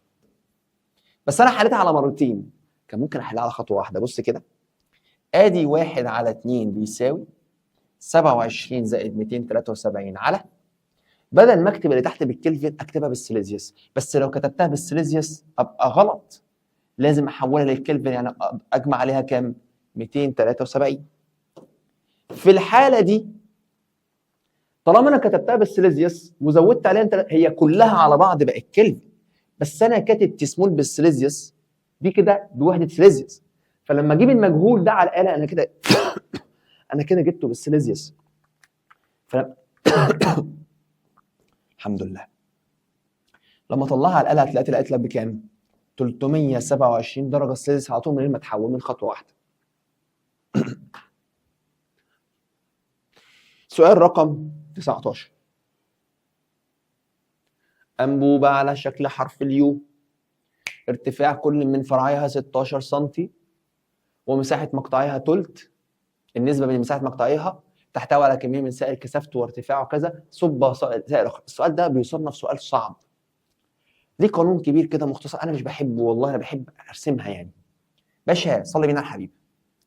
ادي الوعاء بتاع حضرتك، في تكايه حلوه، ادي الوعاء او ادي الانبوبه ذات الشعبتين. واحد منهم مساحته اكبر من الثاني، ثانيه واحده كده. واحد اهو مساحته صغيره والتاني مساحته كبيره. ده مساحته ولنفترض بتساوي 1 وده مساحته بتساوي 3. ماشي. فهو الارتفاع ده كله اهو مديولي ب 16، انا بسقط كل اللي هو بيقول لي عليه 16 سم. قال لك يحتوي على كميه من السائل كثافته، يبقى السائل اللي موجود كثافته 1800، ارتفاعه 8 سم. السائل اللي كان موجود ونفترض بنعمل الاخضر كان هنا، كان على ارتفاع من هنا اسمه 8 سم، كان هنا. اكيد بعد شويه هيصب سائل اخر فهينزل لتحت لاسفل وده يطلع لفوق او العكس. راح قال لك فاذا صب سائل اخر واي لا يمتزج بالسائل اكس كثافته 800، يبقى مديني رو الثاني اهو، رو كثافه السائل الثاني في الفرع الضيق. يبقى احنا صبينا السائل الثاني في الفرع الضيق. ادي السائل الثاني اهو، صبيناه من هنا فهيزق السائل الاخضر ينزله لتحت وهو يبقى عامل كده، والسائل الاخضر هيكون تحت، نزل شويه من هنا وطلع شويه من هنا. نزل هنا السائل ارتفاع اهو اسمه H1، السائل طلع هنا ارتفاع اسمه H2. هل H1 زي H2؟ مستحيل. ليه؟ عشان المساحتين مختلفتين، فاول حاجه عايزين نعملها نجيب دي قد ايه من دي او دي قد ايه من دي، والعكس صحيح، علشان تبقى بداله حاجه واحده. بقول لك ايه، عايز تجيبها بالنظر، المساحه دي كبيره يبقى الارتفاع هنا صغير، المساحه هنا صغيره يبقى الارتفاع هنا ايه؟ كبير. يبقى انت اعكس، هنا المساحه دي 3 امثال دي، اعكس، يبقى H1 اروح مسميها الحته دي كده لوحدها، الحته دي اسميها 3H، والحته دي اتشايه واحده. ليه؟ مش بمزاجي والله، عشان الحجم بيساوي المساحه في الارتفاع. وحجم، انت عندك قاعده منتجنيه، حجم السائل اللي هينزل من هنا لاسفل هو حجم الشويه اللي هيطلعوا دول لاعلى. فعند ثبوت الحجم A والاتش علاقه عكسيه، فدي مساحتها صغيره هينزل السائل منها ارتفاع كبير، دي مساحتها كبيره هيطلع منها السائل ارتفاع قليل، العكس يعني. فانا اختصرتها عليك، السائل هنا نزل 3H، هنا هيطلع اتشاي. الحته دي هي الحته دي اللي هي كام؟ 3H. ثم قال لك انا عايز ارتفاع السائل واي، ايا كان مين هو واي، هو واي اللي هو السائل اللي هو المعمول باللون الغريب ده البنفسجي ده. فانا احل المساله ازاي؟ ولا اي حاجه، باخد خط افقي اهو عند السطح الفاصل، والضغط عند اكس هو الضغط عند واي. هو عايز ارتفاع السائل ده، خلي بالك. يلا، مين بيضغط اكس؟ السائل ابو كثافه 800، يبقى رو السائل هو مسميه ايه معلش؟ مسميه واي، رو واي. خلاص سمي النقطه دي واي والنقطه دي اكس، عشان ايه؟ عشان يبقى ده السائل واي وده السائل اكس. رو واي اتش واي هيساوي رو اكس في اتش اكس. كثافه السائل واي بكام؟ مديهولي ب 800، مديهولي ب 800 اهو، 800. ارتفاع واي بكام؟ يا لهوي يا لهوي تعالى، ارتفاع واي بكام؟ ب 3 اتش زائد الحته دي. طب الحته دي من هنا لهنا بكام؟ تقول لي يا مستر دي كلها كانت ب 16، وهو قال لك السائل الاخضر ده كان هنا عامل 8، يبقى الحته دي كده لوحدها ب 8 برضه، 8 و8 16. فالارتفاع كله بتاع السائل البنفسجي اللي هو السائل واي عباره عن 3 اتش و8 سم، يبقى مضروب في 3 اتش زائد 8 سم، اقفل قوس، بيساوي رو السائل ده بكام؟ ب 1800 في ارتفاع السائل اكس ده كله 3 اتش واتش يعني 4 اتش. امنتك بالله اصبحت معادله فيها كام مجهول؟ مجهول واحد بس. فتيجي تقول لي 800 في 800 اهو، في افتح قوس 3 اكس زائد 8 في القوس بيساوي 1800 في 4 اكس. شيفت كالك صفر يساوي، يطلع لي 1 علامة 3 3 3، يعني اتشاير الواحدة ب4 على 3. مستر مش موجودة في الاختيارات. تأنى واستنى وانتظر. باشا هو عايز ايه اصلا؟ الحق. تعالى هقول لك هو عايز ايه. هو عايز ارتفاع السائل ده كله. شايف؟ السائل اللي هو واي، يعني عايز الحتة دي كلها كده. طب ما الحتة دي كلها مش ب8، دي ب8 زائد 3 اتش. فارتفاع واي هيساوي 8 زائد 3 اتش، يعني 3 في 4 على 3، يطلع لي 12 سم ان شاء الرحمن. فالاجابه تبقى باء. سؤال فيه شغل، سؤال فيه مجهود، سؤال جبار والله العظيم بامانه ربنا، سؤال جبار جبار جبار يعني. انت ممكن بقى بعد ما تعملها تحفظها على طول، يعني تعرف لما اقول لك كده انا هعمل ايه بسرعه. أثرت قوة محصلة مقدارها اف على جسم كتلته ام فأكسبته عجلة مقدارها ايه؟ فإذا أثرت قوة محصلها مقدارها 4 اف، يعني القوة زادت 4 أمثال على جسم كتلته 2، يعني الكتلة زادت الضعف، فالعجلة يحصل لها ايه؟ عشان تعرف العجلة اكتب القانون ايه بتساوي اف على ام. اف زادت 4 مرات والام زادت للضعف 4 على 2 فيها 2، معنى كده ان العجلة هتزيد للضعف، فالإجابة تبقى ج. حليناها بطريقه اسمها اللعبه، نسبه والتناسب. خش على السؤال اللي بعده. لماذا عند اجراء عمليه قياس يفضل تكرار القياس عده مرات وحساب المتوسط للقياسات التي حصلنا عليها؟ اقول لك ليه يفضل. تخيل انا عايز مثلا اقيس طول الشاشه دي، جبت متر، قستها في المره الاولى لقيتها ما شاء الله 2 متر، ماشي. جيت اقيسها في المره الثانيه لقيت ان انا مفوت سنتي فكانت 2 متر وسنتي، ماشي. جيت اقيسها للمره الثالثه ممكن الاقيها متر 99 سنتي، الله. فاكيد انا كل ما اقيس، على فكره دي حقيقه، جرب تقيس حاجه مثلا كبيره شويه بس قيسها مره واثنين وثلاثه، في الثلاث مرات هتطلع رقم مختلف بسيط، يعني هتغلط غلط بسيط في كل مره، فتلاقي الرقم الاول مختلف عن الثاني بس مختلف اختلاف بسيط. فاحنا لما نقيسه عده مرات ثم ناخد المتوسط بيجعل القياس اكثر دقه. يعني انا لو جمعت ال 199 مع 199 مع ال 200 سم مع ال 201 قسمتهم على الثلاثه اللي انا باخد المتوسط يطلع 200، يبقى الشاشه دي ان شاء الله ان شاء الله 200 سم اللي هي 2 متر. فهي دي ادق رقم انا ممكن اطلع بيه لما اخد المتوسط. يبقى ليه؟ لماذا عند اجراء عمليه القياس يفضل تكرار القياس عده مرات؟ لان هذا يجعل القياس اكثر دقه. دي الاجابه بتاعت حضرتك. 22 بيقول لك الاشكال المقابله توضح 3 أوعية متساوية في مساحة القاعدة، المساحة هنا زي هنا زي هنا، وموضوع على مستوى أفقي واحد، ماشي. صب بكل منها كمية من المية حتى أصبح ارتفاع الماء متساويا في كل منهما. ارتفاع المية هنا زي هنا زي هنا، يبقى أكيد الضغط هنا عند القاعدة هو الضغط هنا هو الضغط هنا، لأن الضغط يعتمد على ارتفاع بغض النظر عن الشكل. فسر لماذا تكون القوة هنا، مش بيسألك على الضغط، بيسألك على القوة الضاغطة المؤثرة على قاعدة الأواني الثلاثة متساوية. أقول لك ليه يا معلم؟ هو قال لي المساحة اللي تحت هنا زي اللي هنا زي اللي هنا، والقوة الضاغطة بيساوي الضغط مضروب في إيه؟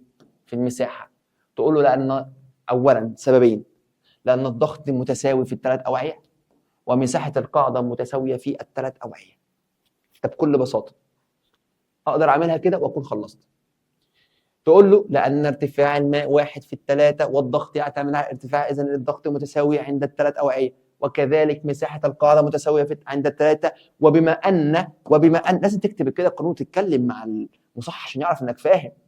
بما أن القوة الضاغطة تساوي الضغط عند القاع مضروب في مساحة القاع، مساحة القاعدة يعني، والمساحات متساوية والضغط متساوي، إذن القوة الضاغطة هي كمان متساوية. السؤال اللي بعده، آخر سؤال أهو، بيقول لحضرتك ولد